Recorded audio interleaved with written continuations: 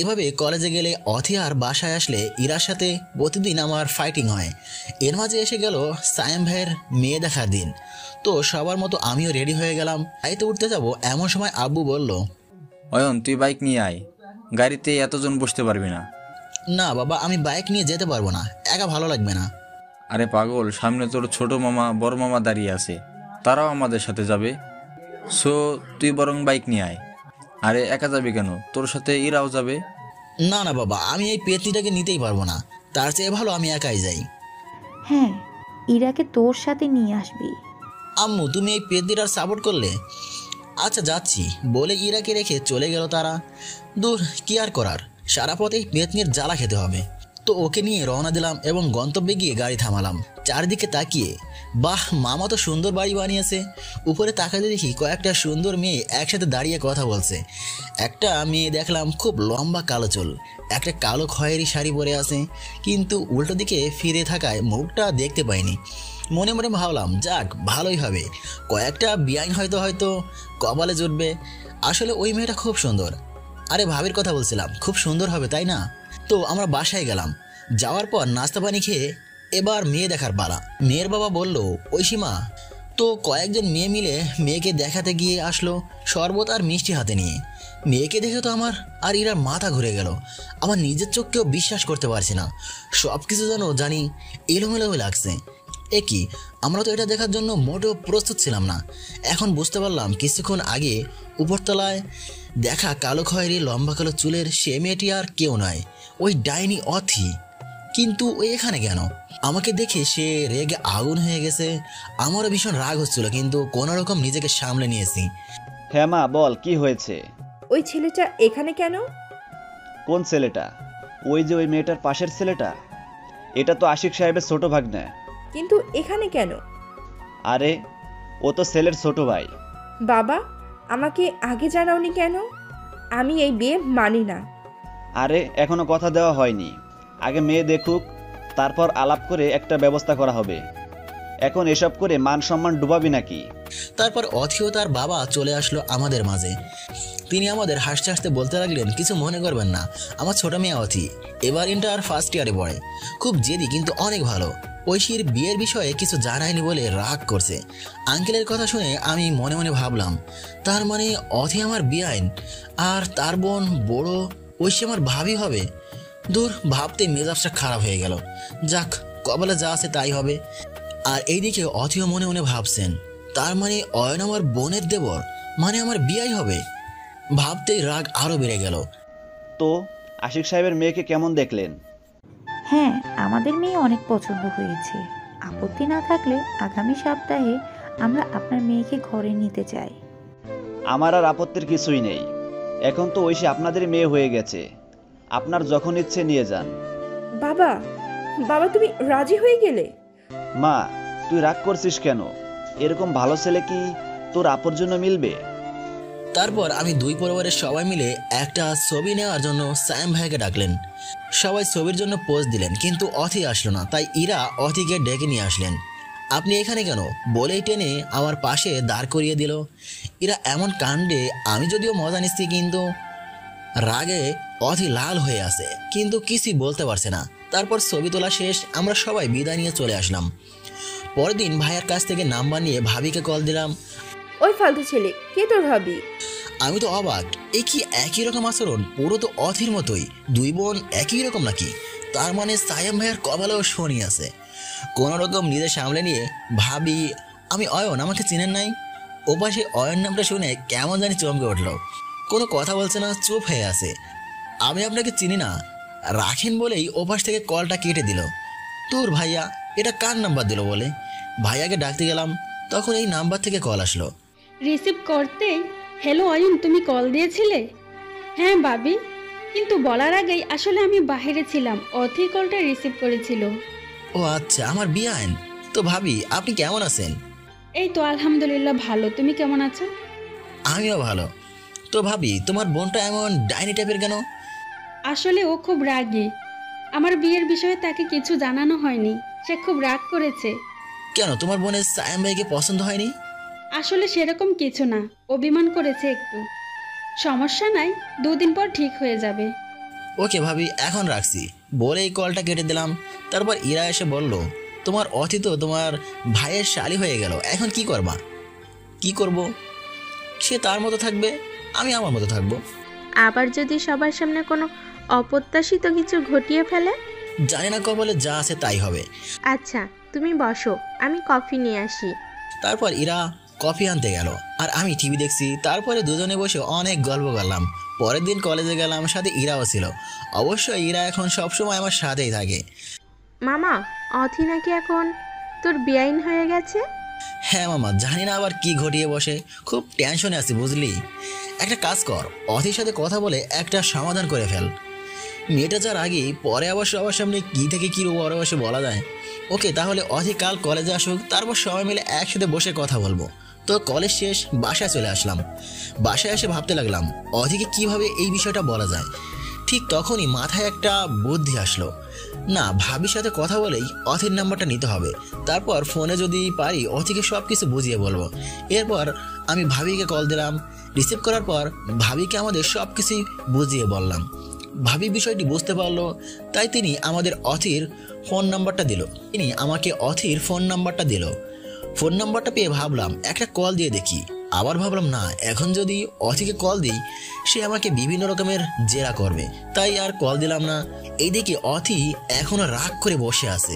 তখন ঐশী মানে আমার হবু বাবু এসে বলল, অথি আমি তোর সাথে কিছু কথা বলতে চাই। কিন্তু অথি কোনো সাড়া দিল না। তখন ভাবি কাপা কাপা কণ্ঠে বলল, ঠিক আছে, পর করে যেহেতু দিচ্ছিস আগে থেকে পর করে দে, এখন তো আমার সাথে কথা বলবি না, আমি তো তোদের পর হয়ে গেছি। তবুও অথির কোনো সাড়া নেই। তারপর ভাবি বলতে লাগলো, ঠিক আছে, এখন যত পারিস আমার সাথে রাগ করে থাক, দুদিন পর তো আমি চলে যাব, তখন কার সাথে রাগ করবি? বলেই ভাবি উঠে চলে যাচ্ছে। কিন্তু অথি পেছন থেকে তার হাত ধরে টেনে বুকে জড়িয়ে দেয়, কাঁদতে শুরু করলো। দুই বোন অনেকক্ষণ এভাবে কান্নাকাটি করে থামলো। তো তখন অথি বলল, অয়ন তোকে ভালোবাসতো, কিন্তু তোর অয়নকে ভালো লাগেনি, সো তোদের মাঝে কিছুই হয়নি। তবে তোদের মাঝে নাকি ঝগড়া হয় খুব। সো আমি বলি কি, তোরা এর একটা সমাধান করে ফেল। দেখিস, সাবধান করতে বলছি বলে ভাবিস না আমি তোকে আমার দেবরের সাথে প্রেম করতে বলছি। আমি শুধু বলতে চাচ্ছি তোরা আর ঝগড়া করিস না। পাবলিক প্লেসে একজনকে আরেকজনকে এভাবে হ্যারাসমেন্ট করিস না। এটা তোদের জন্য যেমন ভালো না, তেমনি আমাদেরও মান সম্মানের ব্যাপার। ঠিক আছে আপু? কিন্তু তুমি এত কিছু কিভাবে জানলে? তুই কি মনে করছিস তুই না বললে আমাকে আর কেউ বলবে না? ঠিক আছে, কিন্তু কে বলছে বলো না প্লিজ আপু। কে আর? আমার দেবর অয়ন বলছে। আর হ্যাঁ, আমি তাকে তোর নাম্বার দিয়েছি, কল দিবে তোকে। কি? ওই কুত্তাকে আমার নাম্বার দিছো? অথি খুব খারাপ হচ্ছে কিন্তু। সরি আপু। তো ভাবি এসব বলে চলে গেল আর অথি বসে বসে ভাবতে লাগলো, ওই কুত্তাটা আমার নাম্বার নিল কি জন্য? এদিকে আমি অথিকে ফোন করব বলে ভাবছি, আবার বললাম না, আগে একটা SMS দেই। তারপর অথির নাম্বারে, হাই অথি, আমি অয়ন বলছি, 5 মিনিট সময় হবে আমার জন্য, কিছু ইম্পর্টেন্ট কথা বলার ছিল। লিখে SMS-টা দিলাম এবং প্রায় 7 মিনিট। ওকে যা, 5 মিনিটের বেশি যেন না হয় বলে দিলাম। তারপর আমি অথিকে কল দিলাম, হ্যালো অথি, কেমন আছো? ভালো। তোর সময় কিন্তু 5 মিনিট, সো কি বলবি তাড়াতাড়ি বল। শোনো তাহলে, আমাদের মাঝে তো কোনো ভালোবাসাই হয়নি, কিন্তু তবুও তোমার আর আমার মাঝে তো সবসময় ঝগড়া হয়। সো আমি চাই এর একটা সমাধান হোক। আমি চাই তুমি আমাকে কোথাও আর কোনো রকম হ্যারাসমেন্ট না করো। আর আমিও কথা দিলাম আমি তোমাকে কোনো জায়গায় আর কোনো প্রকার হ্যারাসমেন্ট করব না। তুমি আমাকে দেখলে কোনো কথা বলবে না, আর আমিও তোমাকে দেখলে কোনো প্রকার কথা বলবো না। তুমি তোমার মতো থাকবে আর আমি আমার মতো থাকবো। প্লিজ নিজের সম্মানটা নিজের বাঁচিয়ে রাখি বলেই আমি কথাটা শেষ করলাম। ধন্যবাদ।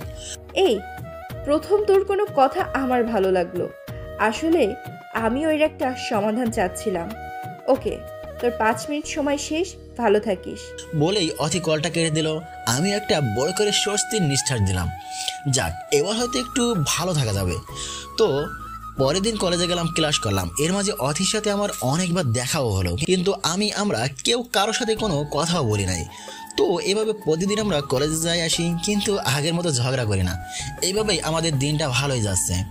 এইদিকে ইরা আর আমার মাঝেও ভালো ফ্রেন্ডশিপ হয়ে গেল। এখন সব সময় সব জায়গায় ইরা আমার সাথে থাকে আর সব কিছুতে আমাকে অনেক সাপোর্টও করে। আর এইদিকে সায়েম ভাইয়ের বিয়ের দিন তারিখও ঠিক হয়ে গেছে। সো আমি, ভাইয়া, ইরা আর এনা একসাথে বসে বিয়ের দিন কি কি আয়োজন করা যায় এসব নিয়ে কথা বলছি। এমন সময় আব্বু এসে বলল, কিন্তু সায়েম ভাইয়া রাজি হলো না, কারণ কালকে তার নাকি কি কাজ আছে।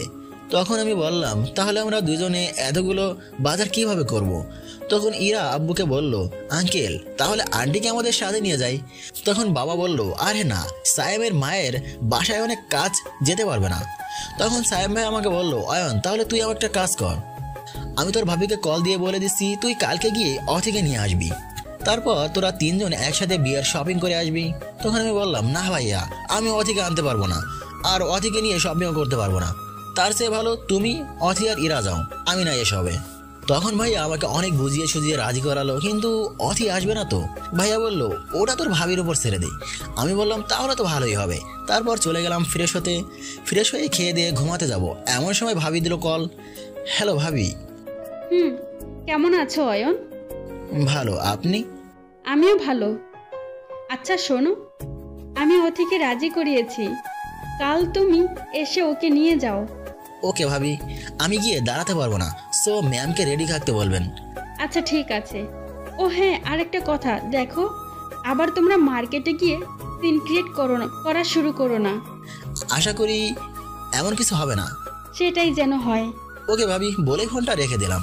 তারপর দিলাম এক ঘুম। তো পরের দিন ঘুম থেকে উঠে আগে ভাবিকে কল দিলাম, বললাম অথিকে 11টা রেডি থাকতে বলো, আমি ওকে নিতে আসছি।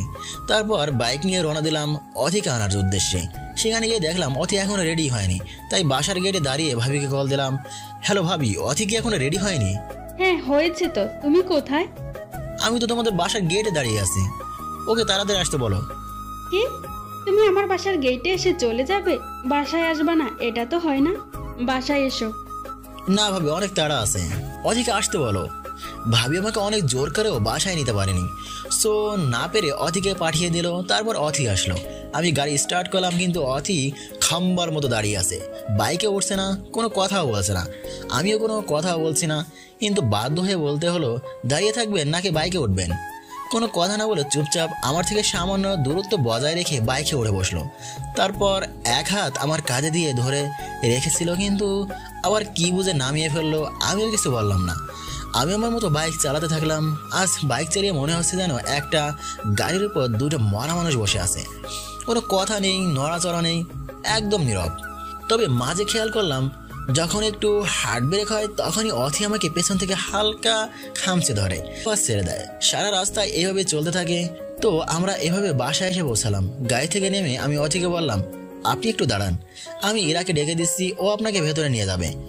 সে কিছু বললো না, শুধু বোবার মতো দাঁড়িয়ে শুনলো। তো আমি ইরাকে ডেকে দিলাম, ইরা এসে অথিকে নিয়ে গেল। তারপর আমি বাইরে বন্ধুদের সাথে আড্ডা দিতে গেলাম। আর বাসায় আম্মুকে কল করে বলে দিয়েছি যে আজ সন্ধ্যায় শপিংয়ে যাব। সো দুপুরে অথি আমাদের বাসায় খাবে। এদিকে অথিকে পেয়ে আম্মু, ইরা, এনা সবাই খুব খুশি। অথির জন্য আজ অনেক খানা আয়োজন করেছে আম্মু। তাই ইরা আমাকে কল করে বলল, দুপুরে বাসায় চলে আসিস, বাইরে কোথাও খাবি না, আমরা তোর জন্য অপেক্ষা করব। তো আড্ডা শেষ, দুপুরে খাওয়ার সময় হয়ে গেল। একবার চিন্তা করলাম কোনো হোটেলে খেয়ে নিব, আবার ভাবলাম না, আম্মু হয়তো রাগ করবে। সো বাসায় চলে আসলাম। বাসায় এসে ওয়াশরুমে গিয়ে ফ্রেশ হয়ে তারপর আমার রুমে গেলাম। গিয়ে দেখি রুমের দরজা লাগানো। সো খোলার জন্য ধাক্কা দিলাম, কিন্তু ভেতর থেকে লাগানো ঢাকায় দরজা খুললো না। আমি বাসায় না থাকলে সবসময় ইরা আমার রুমে গিয়ে ঘুমায়। সো আমি ভাবলাম ইরা পেতনিটা হয়তো ভিতরে থেকে লাগিয়ে ঘুমিয়ে পড়েছে। তাই আমি ঘুম পেয়েছে ভেবে পেতিটাকে ডাক দিলাম না। আম্মুর কাছে চলে যাচ্ছিলাম তার আঁচলে মুখ মুছবো বলে, কিন্তু রুমের মধ্যে কিছু একটা আওয়াজ পেয়ে থেমে গেলাম। মনে হয় ভিতরে কেউ ধস্তাধস্তি করছে। সো দরজায় কান পেতে ভিতরের অবস্থা বুঝতে ট্রাই করলাম। এ কি, ছেলের কণ্ঠ কেন? বাসায় তো এই সময় ভাইয়া ছাড়া কোনো ছেলে থাকার কথা না, তাহলে ইরার সাথে ভিতরে কে? আর যেই থাক না কেন দরজা লাগিয়ে দেবে কেন? বিষয়টা চিন্তা করতেই মাথা ঘুরিয়ে গেল। না, আগে ইরা কোথায় সেটা জানতে হবে। সো আম্মুর কাছে গিয়ে আম্মুকে জিজ্ঞাসা করলাম, আম্মু ইরা কোথায়? বাসায় সস নেই, সো ইরা আর এনাকে নিচে আনতে পাঠিয়েছি। অথি আর ভাইয়াকে দেখছি না যে, তারা কোথায়? সায়েমের কথা আর বলিস না, তোর বড় ভাই না তোর মতোই হয়েছে। কেন, ভাইয়া আবার কি করেছে? ইরার ভাই ইমরান সে কবে এসে ওর জন্য বাসায় বসে আছে, আর তোর ভাই এখন পর্যন্ত বাসায় আসার খবর নেই। আর এদিকে অর্তি ও তোদের সাথে খাবে বলে বসে আছে। তাই নাকি? কই অতি, ইমরান ভাই কাউকেই তো দেখছি না কোথাও। ইমরান ওয়াশরুমে গেছে মনে হয়, আর অর্তি তো আসার পর থেকে তোর রুমে। ওকে আম্মু বলে মুখটা তার আঁচলে মুছতে মুছতে ভাবলাম আমি তো এইমাত্রই ওয়াশরুম থেকে আসলাম, কই ওয়াশরুমে তো কাউকেই দেখলাম না। তাহলে কি অথি আর ইমরান ভাই আমার রুমে? না, সেটা যদি না হয় তাহলে আমার রুম থেকে সিলের কণ্ঠ আর ধস্তে ধস্তে আওয়াজ কেন আসলো? ভাইয়া আব্বুকেও বাসায় নেই, আছে শুধু ইমরান ভাই আর অথি। ইমরান ভাই ওয়াশরুমে থাকার কথা, কিন্তু তিনি সেখানেও নেই। না, বিষয়টা সন্দেহজনকের রহস্য জানতে হবে। সো আমি দ্রুত আমার রুমের দরজার কাছে ছুটে গেলাম এবং আস্তে আস্তে দরজা ধাক্কা দিলাম। দেখলাম এখনও ভেতরে থেকে লাগানো আছে এবং এখনই কিন্তু ভেতর থেকে অপরিচিত বাজে কিছু সাউন্ড পাচ্ছি। তাই আমি একটা প্ল্যান করলাম, দরজা জোরে জোরে দুটা ধাক্কা দিয়ে বললাম, ইরা আল্লাহ থেকে আমার তাওয়ালটা নিয়ে আয়তো। সাথে সাথে ধস্তাধস্তি বন্ধ হয়ে গেল এবং তাড়াহুড়া করে ওঠার একটা সাউন্ড পেলাম। বুঝতে পারলাম আমার আওয়াজ পেয়ে তড়িঘড়ি করে উঠে গেছে। দরজায় আবার দুটা টোকা দিলাম, এবার সাথে সাথে দরজা খুলে গেল। কিন্তু দরজা খুলে যেটা দেখলাম, সিসি, এটা আমি কি দেখলাম? আমি এটা ভাবতেই পারিনি। আমি নিজেকেই প্রশ্ন করি আমার মন মানসিকতা এর নিচ হলো কি করে, কারণ দরজা খোলা মাত্র দেখলাম অথি একটা তাওয়াল হাতে নিয়ে দাঁড়িয়ে আছে, অথচ আমি কত আজে বাজে চিন্তা করছি এতক্ষণ। যাই হোক, আমি অথির থেকে তাওয়ালটা নিয়ে বললাম ধন্যবাদ। জবাবে অথি কিছু বলেনি, শুধু বলল এরা কি সবসময় এই রুমে এসে ঘুমায়? আমি বললাম না, যখন আমি থাকি না তখন ঘুমায়। আমি বললাম হ্যাঁ। সাথে সাথে অথি সাইড হয়ে দাঁড়ালো আর আমি পাশ কাটিয়ে রুমে ঢুকলাম। কৌশলে পুরো রুম চেক করলাম কিন্তু কাউকেই পেলাম না। পরক্ষণে বুঝতে পারলাম আমার নেগেটিভ থিঙ্কের কারণে এমনটা মনে হয়েছে। তারপর মুখটা বুঝে তাওয়ালটা রেখে রুম থেকে বের হয়ে গেলাম। কিছুক্ষণ পর সায়েম ভাইয়া আর ইমরান ভাইয়া একসাথে বাসায় আসলো। ভাইয়া আপনি বাইরে কখন গেলেন? এই তো মিনিট 5-10 হবে। না, আম্মু বলল আপনি বাসায় আসছেন কিন্তু কোথাও দেখিনি তো, তাই বললাম। ও আচ্ছা, চলো খেতে যাই। তারপর আমরা সবাই মিলে একসাথে খেতে বসলাম। ইরা আর আমি পাশাপাশি আর অথি ইরার পাশে বসলো। আজ আম্মু আমাদের পছন্দের আইটেমগুলো রান্না করছে, কিন্তু সবাই খুব মজা করে খেলেও আমি কিন্তু খেতে পারছি না। এটা দেখে ইরা বলল, কি অয়ন ভাই, আজ তো আন্টি আপনার সব পছন্দের আইটেমগুলো রান্না করেছে, খেতে পারছেন না কেন? কই, খাচ্ছি তো। কি খাচ্ছেন? সব তো দেখছি প্লেটে পড়ে আছে। আসলে বন্ধুদের সাথে দুষ্টামি করার সময় হাতটা কেটে গেছে, এখন খুব জ্বলতাছে, সো খেতে কষ্ট হচ্ছে। বলেন কি, বেশি কেটেছে নাকি? দেখি দেখি বলে ইরা আমার হাতটা টেনে ধরলো। যখন ইরা আমার হাতটা টেনে ধরছে লক্ষ্য করলাম, তখন অথি মুখে এক প্রকার বিরক্তির ছাপ নিয়ে আমার দিকে তাকালো, আবার মুখ ফিরিয়ে নিল। এইদিকে ইরা চেঁচামেচিতে আম্মু চলে আস আর আমার হাত দেখে রেগে গিয়ে বলতে লাগলো, একদিন হাত কেটে চলে আসবি, একদিন পা কেটে আসবি, ভালোই তো, ভালো না? তারপর বলবি আমি খাবো না, খাইয়ে দিতে হবে। এসব তামাশা করার সময় আমার নেই, পারলে খেয়ে নে, না হয় উপাস থাক। আমি পারবো না সব সময় এত তামাশা দেখতে, আমার অনেক কাজ আছে বলে সবার সামনে বকা দিয়ে আম্মু চলে গেল। অথির সামনে এভাবে বকা দেওয়ার খুব কষ্ট পেলাম, সো রাগ করে ভাত না খেয়ে উঠে গেলাম। তখন অথি আমার অবস্থা দেখে মিটিমিটি হাসতেছিল। এটা দেখে আমার রাগ আরও বেড়ে গেল। কোনো রকমে নিজের সামনে নিয়ে রুমে গিয়ে দরজা লাগিয়ে শুয়ে পড়লাম। কিছুক্ষণ পর দরজার টোকার শব্দ পেয়ে দরজা খুলতেই দেখি এরা একটা ভাতের প্লেট হাতে দাঁড়িয়ে আছে। কি রে, প্লেট নিয়ে এখানে কেন? এখানে দাঁড়িয়ে বলবো নাকি ভিতরে গিয়ে বসবো? হ্যাঁ, ভেতরে আয়। তো না খেয়ে চলে আসলেন কেন? কেন খাইনি সেটা তো দেখলি। আন্টি সামান্য একটু বকেছে, তাই বলে না খেয়ে রাগ করে থাকবেন? একটা নতুন মেহমানের সামনে এভাবে বকা দিলে রাগ করবো না কি করব? আচ্ছা ঠিক আছে, এত রাগ করার দরকার নেই। এই নেন, আপনার জন্য ভাত নিয়ে আসছি, এখন চুপচাপ খেয়ে নিন। না, আমি খাবো না, খিদে নেই। আমি জানি আপনার খুব ক্ষুধা লেগেছে, সো রাগ না করে খেয়ে নিন। বলছি না, আমি খাবো না। বুঝতে পারছি, কেন খাবেন না? হাত কাটা, সো জ্বলবে, তাই তো? ঠিক আছে, আপনাকে কষ্ট করে হাত দিয়ে খেতে হবে না, আমি আপনাকে খাইয়ে দিচ্ছি। না না, আমি তোর হাতে কেন খাবো? কেন খাবো মানে? খেতে হবে। আপনাকে না হয় অথির কথা আন্টিকে সব বলে দিব। সমস্যা নেই, অথির সাথে আমার কিছু হয় নাই আর হবেও না। তাই? ঠিক আছে, তাহলে ওই যে অথিকে নিয়ে ফুচকা খাইলি, তারপর ঝাল নিবারণ করতে কি করছিলি ওই কথাটা বলে দিব। প্লিজ ইরা, এইসব কিছু বলিস না, এমনিতেই ক্ষুধা লাগছে খুব, খাইতে দে। তারপর ইরা আমাকে নিজ হাতে মুখে তুলে ভাত খাইয়ে দিতে লাগলো। ইরা আমাকে খাইয়ে দিচ্ছে আর আমি ওর মুখের দিকে অবলোকভাবে চেয়ে আসি। কি হাসি মাখা মুখ, সুন্দর চাহনি, যে দেখবে সেই প্রেমে পড়বে নিশ্চিত। কি অয়ন ভাই এভাবে ড্যাব ড্যাব চোখে কি ভাবছেন? না কিছু না বলেই চোখ ফেরাতেই দেখি ইরা পেছনে দরজায় অথি দাঁড়িয়ে সব কিছু দেখছে। আরে অথি যে এখানে দাঁড়িয়ে কেন, ভেতরে আসুন। না, বরং আপনারা কথা বলুন, আমি আসি। আরে সমস্যা নেই, আসুন। ব্যয়কে একটু আদর যত্ন না করলে কি হয়? কিন্তু অথি আসেনি, বরং মুখ গোমড়া করে চলে গেল। কি অয়ন ভাই, আপনার বিয়ান অথি তো বোধহয় রাগ করেছে। আরে না, রাগ কেন করবে? আপনাকে আমার সাথে দেখে জেলাস হচ্ছে অথি। দূর, অথি আমাকে ভালোবাসলেই তো জেলাস হবে, ও তো আমাকে ভালোবাসে না। আমি একটা মেয়ে, আমি বুঝি একটা মেয়ের মনের অবস্থা। অথি হয়তো আপনাকে ভালোবাসে না, তবে জেলাস ঠিকই হচ্ছে। দূর, এসব চিন্তা বাদ দে তো। ওকে, বাদ দিলাম। এবার বলেন, আন্টির রান্না আজ কেমন হয়েছে? এক কথায় অসাধারণ, অনেক তৃপ্তি সহকারে খেয়েছি। আরে বোকা, আমি আজ রান্না করেছি, আন্টি শুধু আমাকে হেল্প করেছে। সত্যি তুই রান্না করছিস? মিথ্যা হলে অথিকে জিজ্ঞেস করে দেখ। তাই তো বলি, এত বাজে রান্না হলে কেন? আম্মু তো কখনো এত বাজে রান্না করে না। কি শয়তান ছেলে, খেয়ে দে এখন বলছে আমার রান্না বাজে হয়েছে।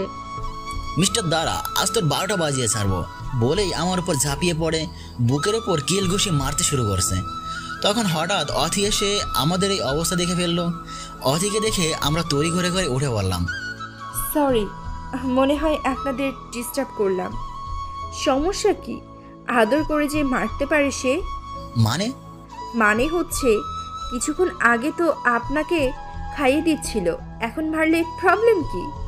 ও তাই, আসেন গল্প করি একসাথে। ঘন্টাখানেক পরে তো শপিং করতে যাবো, সো পরে গল্প করার সময় পাবো না। তারপর অথি আমার সামনে এসে বসলো আর ইরা আমার পাশে বসছিল। ইরাকে বললাম, যা আমাদের জন্য 3টা কফি নিয়ে আয়। সো ইরা কফি আনতে চলে গেল। তখন আমি আর অথি রুমে। অথিকে বললাম, আমাদের পরিবারটা কেমন লাগছে? উত্তরে সে বলল, সব কিছু তো ভালো, ঠিকঠাক আছে। তারপর আমি কোনো কথা বলিনি আর অথিও কোনো কথাই বলল না। এর মধ্যে এরা কফি নিয়ে আসলো। আমরা 3জনেই কফি খেতে খেতে সিদ্ধান্ত নিলাম একটু আগে শপিং করতে বের হব, যাতে রাতে তাড়াতাড়ি বাসায় আসতে পারি। তো আমরা রেডি হয়ে বের হলাম শপিং করার জন্য এবং কিছুক্ষণের মধ্যে মার্কেটে এসে পৌঁছালাম। তারপর প্রায় 3 ঘন্টা ধরে আমরা বিয়ের জন্য অনেক শপিং করলাম। এবার আসলো আমাদের নিজেদের জন্য কিছু শপিং করার পালা। প্রথমে ইরা ও অথির জন্য কিছু শপিং করলাম। অথি প্রথমে আমাদের টাকায় শপিং করতে রাজি হয় নাই, সো অনেক কষ্টে সায়াম ভাইকে দিয়ে রাজি করিয়েছি। ইরা আমার পছন্দ করা জামা কাপড় কিনলেও অথি কিন্তু আমার পছন্দ করা কোনো কিছুই কিনেনি। সর্বশেষ আসলো আমার পালা। ইরার অথিকে বললাম, এবার আমাকে কালার চয়েস করে দিবে 2জনে। ঠিক আছে। তারপর আমি আমার জন্য নেভি ব্লু কালারের একটা শার্ট চয়েস করলাম। তারপর অথিকে বললাম, দেখুন তো এটা আমাকে কেমন মানাবে। উত্তরে অথি বলল, ওই তোর যা ভালো লাগে তুই তা কিনবি, আমাকে জিজ্ঞেস করস কেন? আমি তো অবাক হয়ে গেলাম, ঘন্টা 4 আগে তো ভালোই ছিল, এখন এরকম করে কথা বলছে কেন? অবস্থা বুঝতে পারে আমি চুপ হয়ে গেলাম, কারণ অথি রেগে গেলে তুল খালাম কাণ্ড করে ফেলবে। তবে আমারও ভীষণ রাগ হয়েছিল, কোনো রকমে কন্ট্রোল করে রেখেছিলাম। এসবের কারণে রাগ করে আমি আর কিছুই নেইনি। ওদের নিয়ে চলে আসছি বাসায়। পরের দিন সকালবেলা আবার অথিকে তার বাসায় পৌঁছে দিয়েছি। তারপর থেকে অথির সাথে আমার আর কোনো কথাই হয়নি। তো আগামীকাল ভাইয়ার বিয়ে, আজ ভাইয়ার হলুদ সন্ধ্যা।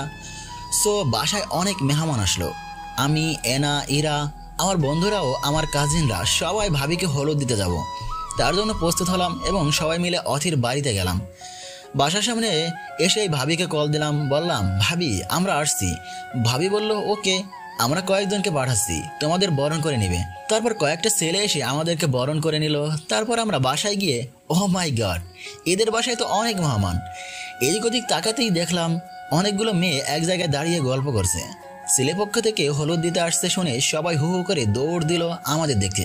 তারপর সবাই আমাদের কাছে আসলো এবং আমরা সবাই তাদের সাথে পরিচিত হলাম। এর মাঝে একজনকে খুব ভালো লেগেছে, নাম নুসাইবা রুহি। হালকা পাতলা গরনের একটা মেয়ে, জানতে পারলাম মেয়েটি অথির খালাতো বোন। বয়সে মনে হয় অধীর একটু ছোটই হবে, কিন্তু দেখতে ভীষণ সুন্দর। তো পরিচয় পর্ব শেষ, কেউ কেউ চলে গেল, আর কয়েকজন আমাদের সাথে বসে গল্প করছে। গল্পের ফাঁকে একজনকে বললাম, কি বেআইনরা, আপনারা সবাই আসছেন, কিন্তু কনের ছোট বোন অধি কোথায়? একজন হেসেই উত্তর দিল। আরেকজন বললেন, আরে না, বেআইনদের জন্য একটু সাজুগুজু করতে হবে না, সো সে এখনো মেকআপ রুমে ব্যস্ত। তো এভাবে আমরা সবাই গল্প করছি। এমন অবস্থায় অথি আমাদের মাঝে আসলো পরিচিত হতে। সেই বলল, সরি, কিছু মনে করবেন না আপনারা, আসলে বাসায় অনেক কাজ তো, সো রেডি হতে আসতে একটু লেট হয়ে গেছে। তারপর আস্তে আস্তে সবার সাথে পরিচিত হতে লাগলো। আর আমি বিস্ময় চোখে দেখছি, এত সুন্দর করে সেজেছে, মনে হচ্ছে যেন বিয়েটা অথির।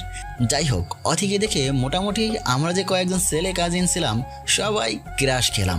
যদিও আমি এর আগে অনেকবার খেয়েছি, কিন্তু আজ নতুন লোকে দেখে আবার ক্রাশ খেলাম। তো সবার সাথে পরিচয় শেষ। আমার সাথে যখন পরিচিত হতে আসলো, তখন আমাকে কথার ফাঁকে নিচু স্বরে বলল, আমি তোর সাথে ভালো আচরণ করি, মানে ভাবিস না ভালো হয়ে গেছি। মেহমানদের মতো আসবি আর মেহমানদের মতো যাবি, এর বাইরে যেন কোনো কিছু না দেখি। আমি নিচু স্বরে বললাম, ম্যাম, এসব নিয়ে আপনার চিন্তা না করলেও চলবে। আপনি হয় জানেন না, মুখ থেকে ফেলে দেওয়া থুতু কেউ মুখে তুলে নেয় না। তারপর অথি বলল, তুই কিরকম আমি খুব ভালো করে জানি, সো সাবধান করে দিলাম। এর মাঝে রুহি, অথির কাজিন, এসে বলল, বরপক্ষকে নিয়ে আসুন, হলুদের অনুষ্ঠান শুরু হবে। তারপর সবাই হলুদ দিতে গেল এবং এক এক করে সবাই ভাবিকে হলুদ লাগিয়ে দিল। আমি হলুদ লাগিয়ে স্টেজ থেকে নামবো, এমন অবস্থায় ভাবি বলল, অয়ন, তুমি আর অথি একসাথে এসো, একটা ছবি তুলবো। তখন অনিচ্ছা সত্ত্বেও সৌহার্দ্য বজায় রাখতে স্টেজে উঠলাম, কিন্তু স্টেজে উঠলেও মনে একটা ভয় কাজ করলো। অথি স্টেজে আসবে তো, আবার কোনো সিন ক্রিয়েট করে ফেলবে না তো। যাই হোক, অথি আসলো, দেখে মনে হলো একটু রাগি লোকে আছে। তারপর ফটোগ্রাফার আমাদের বিভিন্ন অ্যাঙ্গেল থেকে কয়েকটা ছবি তুলে দিল, কিন্তু বিপত্তিটা ঘটলো যখন ফটোগ্রাফার বলল, এই যে ম্যাম, অথিকে বলল, আপনি স্যারের কাঁধে হাত দিয়ে একটু ক্যামেরার দিকে অ্যাঙ্গেলে হাসি লোকে, আর অসি আপু মানে ভাবি, আপনি স্যারের সামনে এক হাত কোমরে আর এক হাত মাথায় দিয়ে সেম অ্যাঙ্গেলে হাসি লোকে দাঁড়ান। ভাবি নিজের পজিশনটা নিলেও অথি কিন্তু আমতা আমতা করলো আর রাগেই ফেটে যাচ্ছে। আমি বিষয়টা বুঝতে পেরে ফটোগ্রাফারকে বললাম, ভাই থাক, আর তুলতে হবে না। কিন্তু ভাবি রাজি হলো না, তিনি তুলবেনই, কারণ তার নাকি এই শ্যুটটা বেশ পছন্দ হয়েছে। তো আর কি করার, অথিও রাজি হয়ে গেল। তো এভাবে কয়েকটা ছবি নেওয়া শেষ করে স্টেজ থেকে নেমে গেলাম। তবে ছবি তোলার সময় খেয়াল করলাম অথির কাজিন রুহি আমার দিকে অপলকভাবে চেয়ে আছে। আমার চোখ পড়তেই ওর ঘোর কাটে। আমি কিন্তু ওর ওপর ক্রাশ খেয়েছি। এমন সুদর্শন মেয়ে ক্রাশ না খেয়ে কি পারা যায়? যাই হোক, আমাদের ছবি তোলা শেষ। আমরা বিদায় নিয়ে বাসার উদ্দেশ্যে গাড়িতে উঠলাম। গাড়ি স্টার্ট করতেই পেছন থেকে ডাক দিল, অয়ন ভাই, অয়ন ভাই। কিন্তু গাড়ি ছেড়ে আসার কারণে কে ডাকলো কিছুই বুঝতে পারলাম না। আমরা বাসায় চলে আসছি। বাসায় এসে ইরাকে খুঁজতে লাগলাম, কিন্তু কোথাও না পেয়ে আম্মুকে জিজ্ঞাসা করলাম, আম্মু, ইরা কোথায়? ইরা তো তোর বের হওয়ার পরপরই ওদের বাড়িতে চলে গেছে। বলো কি আম্মু? ইরা তো বিয়ের সব কিছু শেষ করেই তারপর যাওয়ার কথা। হ্যাঁ, কিন্তু কি জানি মেয়েটা আজই চলে গেল।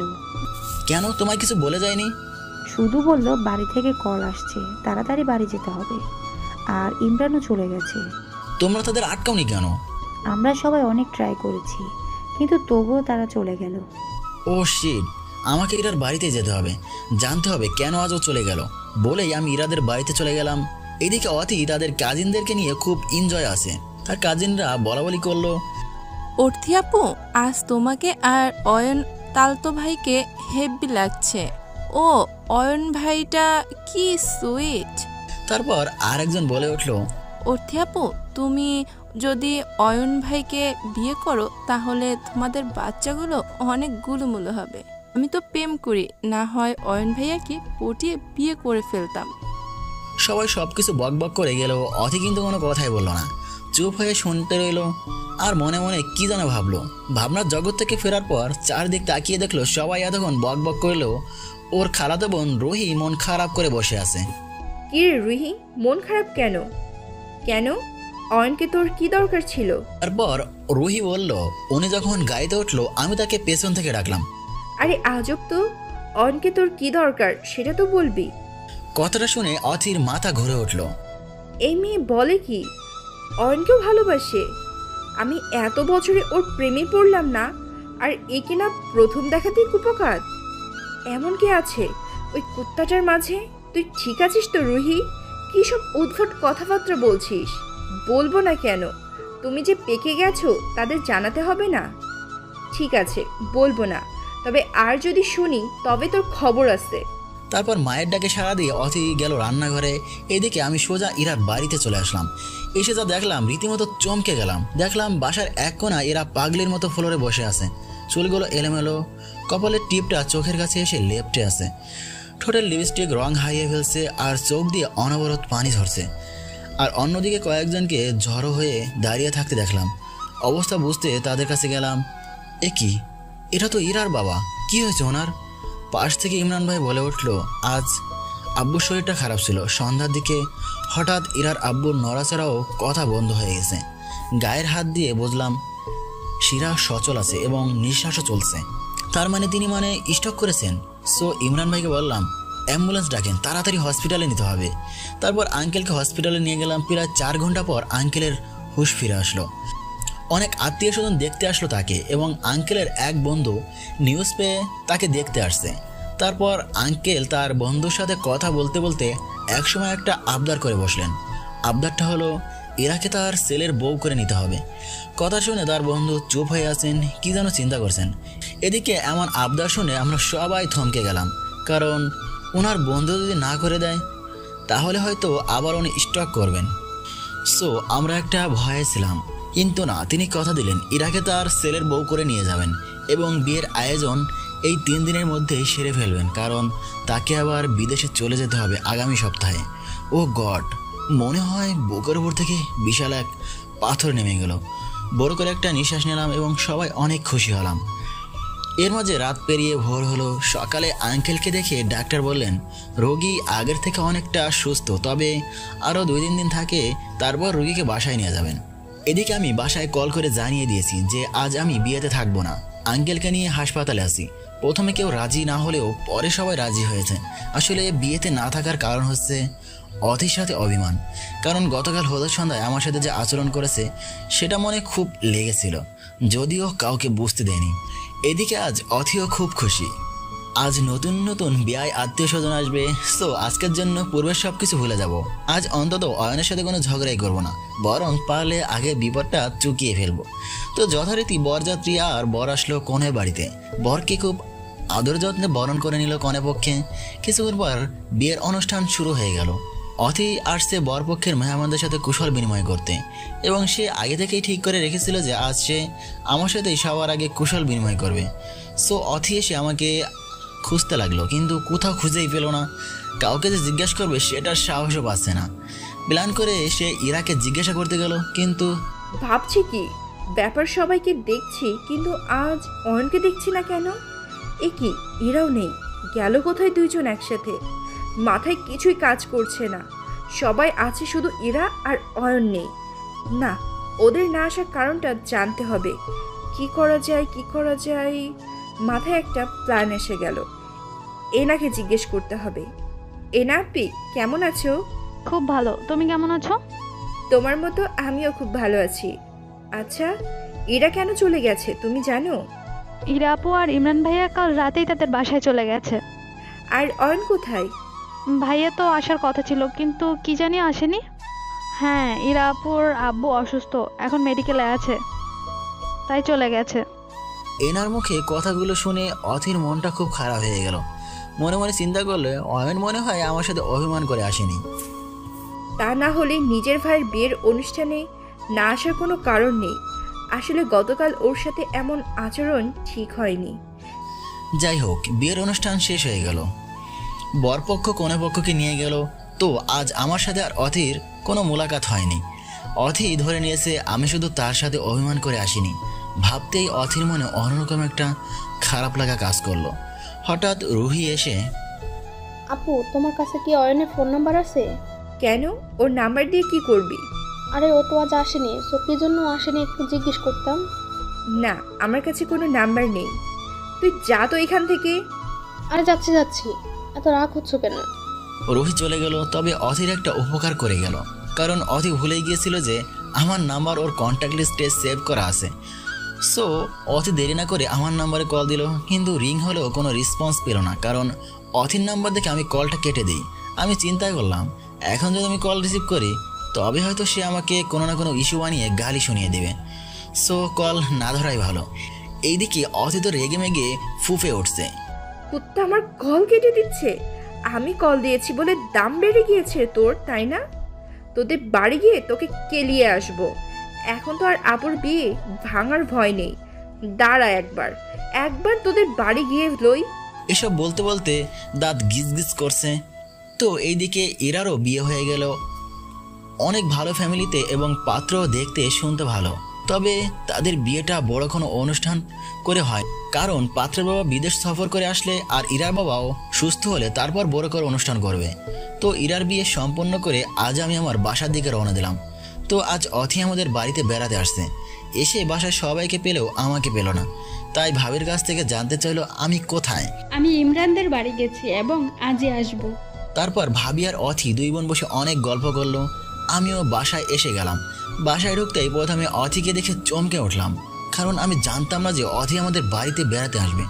তবে আমি অথির সাথে কোনো কথা বললাম না, চুপচাপ সোজা আমার রুমে চলে গেলাম এবং ভাবিকে ডেকে বললাম, ভাবি খুব খিদা পেয়েছে, কিছু খেতে দাও তো, আমি রুমে আসি। তারপর আমি রুমে বসে আমার জামাগুলো ডয়ারে রাখার জন্য ভাঁজ করছিলাম। এমন সময় অথি এসে বলল, ওই বেহাইয়া নাস্তা এনেছি, খেয়ে নে, বলেই ধপাস করে আমার খাটের উপর বসে পড়ল। তারপর আমি রুমে বসে আমার শার্ট প্যান্টগুলো ডয়ারে রাখার জন্য ভাঁজ করছিলাম। আরে তুমি কেন আমার জন্য নাস্তা আনতে গেলে অথি? ওই দেখা, আমি আনতে চাই নাই, তোর ভাবি দাঁড়াইয়া দিছে। আমি খাবো না, নিয়ে যাও। ও, ইরা নিয়ে আসলে খাইতে বুঝি? কারণ ইরা আমার খুব ভালো বন্ধু। ভালো বন্ধু না ছাই, তাহলে এত লুচ্চামি করলি কেমনে ওর সাথে? অথি দেখো, না জেনে না বুঝে বাজে কথা বলবা না। আমি বুঝেই বলছি এবং ঠিকই বলছি। তুই একটা লুচ্চা। যেটা তুমি দেখছো সেটা ভুল। আমরা ইচ্ছে করে কিছু করিনি, অ্যাক্সিডেন্টলি হয়ে গেছে। তবে এমন কিছু হয় নাই যে আমি লুচ্চা হয়ে যাব। কিছুই করস নাই না? ওই দিন আমার সাথে দেখা না করে ইরাকে নিয়ে কোথায় ঘুরতে গেছিলি, তারপরে একে অন্যকে যে লিপ কিস করছিস, ওই ভিডিওটা কি মিথ্যা ছিল? অবশ্যই মিথ্যে ছিল, কারণ আমি সেদিন গাড়ি থেকে পড়ে গেছিলাম এবং ইরাও আমার বুকের উপর এসে পড়েছিল। ওকে এত ভালো সাজার চেষ্টা করিস না, তোকে আমি খুব ভালো করে চিনি। আমার দৃষ্টিতে তুই লুচ্চাই থাকবি। এদিকে আমি কথার ফাঁকে ফাঁকে নাস্তাগুলো খেয়ে নিলাম আর খাওয়া শেষে অথি চলে গেল। তারপর আমি শার্ট প্যান্টগুলো গুছিয়ে লম্বা একটা ঘুম দিলাম। এরপর প্রায় সন্ধ্যার সময় ঘুম থেকে উঠলাম।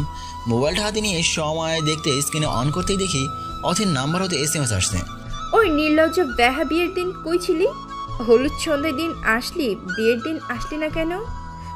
আমি রিপ্লাই SMS দিলাম, একটু আমার রুমে এসো, কথা আছে। কিছুক্ষণ পর অথি আমার রুমে আসলো এবং আমাকে বলল, কি জন্য আসতে বলছো বলো। শোনো অথি, তোমার প্রবলেমটা কি? আমাকে এত ইনসাল্ট করে কেন? আমাকে তোমার ভালো না লাগতেই পারে, তাই বলে আমার সাথে তুমি যা তা আচরণ করতে পারো না। তুমি জানতে চেয়েছো না আমি কেন বিয়ের দিন যাইনি? আরে কিভাবে যাব? তুমি কি আমাকে যাওয়ার কোনো সুযোগ দিয়েছো? হলুদ সন্ধ্যায় তোমার বাড়ি গিয়েছিলাম, তুমি কোথায় আমাকে নতুন মেহমান হিসেবে আপ্যায়ন করবে, তা না করে উল্টো আমাকে থ্রেট করছো। কেন কেন আমার সাথে তোমার এমন কি করতে হবে? আমি মেনে নিলাম আমি একটা সময় তোমাকে অনেক বিরক্ত করছি, কিন্তু লাস্ট কয়েকটা মাস আমি তোমাকে কোনো প্যারা দিয়েছি, তারপরও কেন এমন করো আমার সাথে? তোমাকে ভালোবাসি বলে? তোমাকে ভালোবাসি কি আমার অপরাধ? ঠিক আছে, ভালোবাসলাম না আর তোমাকে, এবার অন্তত আমাকে মুক্তি দাও, একটু শান্তিতে থাকতে দাও। তুমি তোমার মতো থাকো আর আমাকে আমার মতো থাকতে দাও, আর যদি তাও না পারো আমাকে নিঃশেষ করে দাও। এভাবে বেঁচে থাকার চেয়ে মরে যাই ভালো, এরকম প্যারা নিতে আমার আর ভালো লাগে না।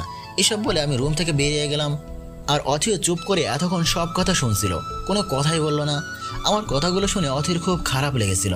অথি চিন্তা করলো আসলেই তো অয়নের সাথে এরকম ব্যবহার করা ঠিক হয়নি। অথি মনে মনে ভাবলো আমি সকালেই অয়নের কাছ থেকে মাপ চেয়ে নেব। পরের দিন সকালবেলা অথি ঘুম থেকে উঠে দেখলো আমি ছাড়া সবাই নাস্তা টেবিলে নাস্তা খাচ্ছে। সো অথি ভাবলো অয়ন যেহেতু এখানে নেই, তার মানে সে এখনও ঘুমাচ্ছে, যাই এই সুযোগে গিয়ে ও সব কিছুর জন্য মাপ চেয়ে নেই। তারপর অথি আমার রুমে আসলো, কিন্তু আমাকে রুমে না পেয়ে সে রুম হতে বেরিয়ে যাচ্ছিল। এমন সময় দেখলো আমার টেবিলের নিচে একটা ডায়েরি পড়ে আছে। অথি ডায়েরির কয়েকটি পেজ উল্টিয়ে উল্টিয়ে পড়তে থাকলো। হঠাৎ my first sunrise of love Athi লেখা একটা শিরোনামের তার চোখ আটকে গেল। অথি দরজা লাগিয়ে ডায়েরির সেই my first sunrise of love Athi লেখা শিরোনামের বিস্তারিত পড়তে থাকলো। এতে লেখা ছিল আমি ভালোবাসা মানে কি কখনোই বুঝতাম না, কিভাবে হয় সেটাও জানতাম না। কিন্তু তোমাকে প্রথম যখন স্কুলে দেখছি তখন থেকে তোমার মধ্যে আমার অন্যরকম একটা ভালো লাগা কাজ করতো। আর তখন থেকে ধীরে ধীরে আমি ভালোবাসার সংজ্ঞা বুঝতে শিখেছি। এখন আমার কাছে ভালোবাসা মানে চোখে চোখ রেখে কথা বলা, একে অপরকে বুঝতে পারা, খুব বেশি বিশ্বাস করা, তোমার খোলা চুলের খেলা আর হাসির মাঝে নিজেকে খুঁজে পাওয়া। আমার কাছে ভালোবাসার খুব পবিত্র। তোমাকে আমি টাচও করবো না। যেদিন তোমার পাশে থাকার সুযোগ দেবে কথা দিচ্ছি কখনো ছেড়ে যাব না। আমার খুব ইচ্ছে ছিল তোমাকে আমার মনের সব কথাগুলো বলার, খুব ইচ্ছে ছিল ভালোবাসি বলে জড়িয়ে ধরার, কিন্তু আমি কখনোই তোমাকে বলতে পারিনি। অতি, তুমি আমার প্রথম ভালোবাসার প্রথম সূর্যোদয়, তোমাতেই শুরু তোমাতেই শেষ। অতি, এই কথাগুলো বলার জন্য আমি তোমাকে 3 বছর 112 বার প্রপোজ করেছি এবং প্রত্যেকবারই একটা করে গোলাপ নিয়ে গিয়েছিলাম, আর প্রত্যেকবারই তুমি আমার ফুলগুলো ছুঁড়ে ফেলে দিয়েছো এবং আমাকে বাজেভাবে প্রত্যাখ্যান করেছো। অতি, তুমি হয়তো জানো না আমি প্রত্যেকবারই এই ফুলগুলো কুড়িয়ে এনে আমার ডেস্কটপের 4 নম্বরের ডয়ারে যত্ন করে রেখে দিয়েছি, কারণ এই প্রত্যেকটা ফুলেই তোমার স্পর্শ রয়েছে। তোমার পবিত্র স্পর্শকে আমি অপবিত্র হতে দেইনি। তারপর অথি আমার ডেস্কটপের 4 নম্বর ডয়ারটা খুলে দেখলো, সত্যি তো এখানে অনেকগুলো ফুল। অথি হাত দিয়ে ফুলগুলো নাড়িয়ে দেখতেই সেখানে একটা চিরকুট পেল। চিরকুটটি হাতে নিয়ে খুলে দেখলো সেখানে লেখা, এই ফুলগুলো কিছুদিন আগেও খুব সতেজ ছিল, কিন্তু এখন ফুলগুলো সব ধীরে ধীরে শুকিয়ে যেতে শুরু করেছে। তার মানে তোমার প্রতি আমার ভালোবাসাটা ধীরে ধীরে কমে যাচ্ছে। তারপর অথি ক্যালেন্ডারের পাতায় তারিখটা হিসেব করে দেখলো, প্রায় 3 মাস আগে থেকে ফুলগুলো শুকিয়ে যেতে শুরু করেছে এবং চিরকুটটিও সেই তারিখেই রেখেছিল। অতি মনে মনে চিন্তা করলো, তার মানে 3 মাস আগে থেকে ধীরে ধীরে অয়ন আমায় ঘৃণা করতে শুরু করেছে। তারপর অথি আবার ডায়েরি অন্য একটি পাতায় মনোযোগ দিল। সেখানে লেখা ছিল, অথি, তুমি হয়তো জানো না অতিরিক্ত ভালোবাসার অতিরিক্ত অবহেলা একসময় ঘৃণায় পরিণত হয়। আমার সাথেও এখন তাই হচ্ছে। আমি তোমাকে যতদিন প্রপোজ করেছি ততদিন চর মেরেছ। বিশ্বাস করো, আমি কখনো তার জন্য কষ্ট পাইনি, কারণ আমি বিশ্বাস করতাম তুমি ঠিকই একদিন আমাকে বুঝবে, আর তোমার প্রতি আমার প্রবল বিশ্বাসও ছিল। কিন্তু তুমি যেদিন আমাকে বাসে সবার সামনে মিথ্যা অপবাদ দিয়ে মেরে বাস থেকে নামিয়ে দিয়েছিলে, সেই দিন আমি ভীষণ কষ্টই পেয়েছিলাম, যে কষ্ট তুমি কোনোদিন বুঝবে না। অথি, তুমি কি জানো সেদিন আমি আত্মহত্যা করতে চেয়েছিলাম। যদি সেদিন আত্মহত্যাটা করেই ফেলতাম তাহলে হয়তো তুমি আমার বিরক্ত করা থেকে বেঁচে যেতে, কিন্তু দুর্ভাগ্যবশত আমি পারিনি, কারণ তার পূর্বেই অন্ত চলে আসছিল। ডায়েরি পড়ে অথি আর নিজেকে কন্ট্রোল রাখতে পারল না। সে সেখানে দাঁড়িয়েই কান্না শুরু করে দিল এবং দৌড়ে গিয়ে ভাবিকে আমি কোথায় জিজ্ঞাসা করলো। উত্তরে ভাবি বলল, অয়ন ইরার বাসায় গেছে, আজ সে শ্বশুর বাড়ি চলে গেল। আবার অথি দৌড়ে আমার রুমে চলে আসে।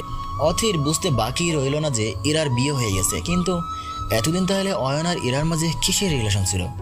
এসব কথা যখন অথির মাথা খেয়ে ফেলছে, ঠিক সেই সময় হঠাৎ অথির ফোনটা বেজে উঠল। হাতে নিয়ে দেখে কেউ একজন SMS পাঠিয়েছে। মেসেজটা ওপেন করে দেখি অচেনা একটা নাম্বার থেকে পাঠানো। পাগলটাকে রেখে গেলাম, দেখে রেখো, বড্ড ভালোবাসে তোমায়, আর কষ্ট দিও না। তুমি যখন তাকে বারবার প্রত্যাখ্যান করেছিলে তখন অনেক কষ্টে ওকে সামলে রেখেছিলাম, অনেক কেঁদেছে সে সময়। নিজের খুব কাছের কাউকে তোমায় দিয়ে যাচ্ছি, ভুলের জন্য ছেলেটা কোনোদিন তোমার হতে কষ্ট না পায়। নিজের সব রাগ অভিমান ভুলে এক হয়ে যাও। আর হ্যাঁ, আমি সরি, কিছু মনে করো না, তোমায় কষ্ট দিতে চাইনি। অয়নের কথাই আমায় তোমার সাথে মিথ্যা নাটকটা করতে হলো। আসলে কি জানো, আমার ওর কোনো কথাই আমি ফেলতে পারি না। এখানে কেন জানি আমার সবচেয়ে বড় দুর্বলতা। আর হ্যাঁ, আর কোনো দিন ভুল বুঝো না, ছেলেটা আমায় শুধু নিজের খুব কাছের একজন বন্ধু ভাবে, সেটা ছাড়া আর বেশি কিছু না। যাক, ওসব কথা এখন রাখো। শোনো, আমি আমার হাজবেন্ডের সাথে দেশের বাইরে যাচ্ছি, ফিরবো খুব জলদি। আমি ফিরে এসে যেন সব কিছু আবার আগের মতো দেখি। আমি চাই আমার বেস্ট ফ্রেন্ডও যেন সব আগের মতো শুরু করে দেয়। জানি এটা এত সহজে হবার নয়, পাগলটা তোমার ওপর অনেক মান অভিমান করে আছে, হয়তো সহজে তা ভাঙার নয়। কিন্তু একটা কথা মনে রেখো, আমরা মেয়েরা সব করতে পারি। একটা ছেলের রাগ ভাঙানো আমাদের কাছে খুব কঠিন কিছু না, হয়তো একটু সময় লাগবে, কিন্তু হাল ছাড়বে না। আল্লাহর কাছে দোয়া রইল তুমি সুখী হও। মেসেজটা সিন করে অথি কিছু না বলে মুখ চেপে কাঁদতে লাগলো। তবে এটা দুঃখের কান্না নয়, কিছু একটা হারিয়ে ফিরে পাওয়ার কান্না। ফোনটা হাতে নিয়ে সাথে সাথে ইরার ফোনে ফোন দিল, কিন্তু ফোন বন্ধ দেখাচ্ছে। অথি কাঁদতে কাঁদতে সেখানেই ঘুমিয়ে পড়ে। পরে যখন ঘুম ভাঙে তখন উঠে দেখে অনেকটা বেলা হয়ে গেছে। সো অথি নিচে চলে আসে। নিচে এসে দেখে ভাবি রান্নাঘরে রান্না করছে। অথি দৌড়ে সেখানে গিয়ে ভাবিকে জড়িয়ে ধরে বাচ্চা মেয়েদের মতো কাঁদতে শুরু করে দেয়। অথিকে এভাবে কাঁদতে দেখে ভাবি হাসতে শুরু করে। কি রে, আবার কি হলো? এভাবে পিচ্ছিদের মতো কাঁদছিস কেন? তোমার সেই গুণধর দেবর কই? আমার দেবর এখনো আসেনি। এতক্ষণ কি করছে? পুরুষ মানুষ একটু ঘুরে ফিরে দেখবে, তারপর বেলা করে আসবে। কিন্তু সমস্যা কি শুনি? কান্না করছিস কেন? আমি তোমার দেবর অয়নকে ভালোবাসি আপু। হ্যাঁ হ্যাঁ, ফাজলামো করছে।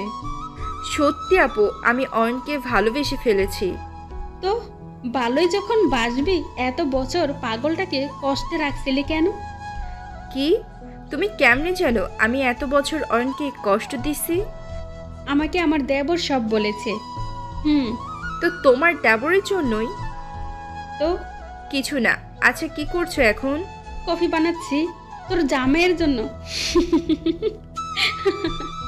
তুই কি কফি খাবি? আপু না, আমার খাওয়া লাগবে না, তুমি যাও, আমি নিজে বানিয়ে নিচ্ছি। কফিটা আগে বানিয়ে দে। আমি কি ছোট বাচ্চা নাকি? সামান্য কফি বানাতে পারবো না ভাবছো? যাও তো এখান থেকে। তারপর অথি ভাবিকে জোর করে কিচেন থেকে বের করে দেয়। অথি কফিটা বানাচ্ছে আর নিজ মনে মনে গুনগুন করছে। কফি বানানো শেষ হলে সেটা হাতে নিয়ে অথি একটা ভাবিকে দিয়ে আসে এবং একটা কফি আমার রুমে নিয়ে আসলো। অথি রুমে এসে দেখে অয়ন নিষ্পাপ বাচ্চাদের মতো বিছানার এক সাইডে ঘুমিয়ে আছে। মনে হয় যেন শীত লাগছে, সেজন্য শয়তানটা গুটিসুটি ঘরে আছে।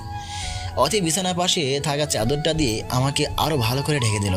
বিছানায় মাথার পাশে এক ধ্যানে আমার মাথায় হাত বুলিয়ে দিচ্ছে। মাথায় হাত বুলিয়ে দিতে দিতে কখন যে আমার বুকে মাথা দিয়ে ফেলেছে অথি সেটা বুঝতেই পারেনি। হঠাৎ আমার ঘুম ভেঙে যায়। এই ওঠো, বলছি ওঠো। এখানে কেন আসছো? কেন আসতে পারি না? না তা বলিনি, তুমি আসতেই পারো, তবে একটা বেহায়ার কাছে এটা কেমন যেন হয়ে যায় না। অথি আর নিজেকে ধরে রাখতে পারলো না, বুকে ঝাঁপিয়ে পড়ে, তারপর খুব শক্ত করে জড়িয়ে ধরে ফুপিয়ে ফুপিয়ে কান্না শুরু করে দেয়। অথির এমন কাজে বড্ড অবাক হয়ে যাই আমি, তবুও নিজেকে সামলে নেই। এটা ঠিক না, ছাড়ো আমাকে, ছাড়ো বলছি। চুপ থাক কুত্তা বেহা, বেশি কথা বললে তো এখানে মেরে ফেলবো বলে আরো শক্ত করে আমাকে জড়িয়ে ধরে রাখে। আমি না খুব বড় ভুল করেছি, আমি তোমাকে এতদিন বুঝতে পারিনি। প্লিজ আমাকে ভুলটা শুধরানোর একটা সুযোগ দাও। কেঁদে কেঁদে বলল অথি। আরে এসব কি বলো, তুমি কোনো ভুল করোনি, ঠিকই ছিল তুমি, বরং আমিই ভুলছিলাম। আমার তোমার উপর আর কোনো অভিমান অভিযোগ নেই। চুপ থাক, আমি এত কিছু জানি না, শুধু এতটুকু জানি আমার তোকে ছাড়া চলবে না, মোটেই না। আমাকে তোর বুকের মাঝখানে আগলে রাখ।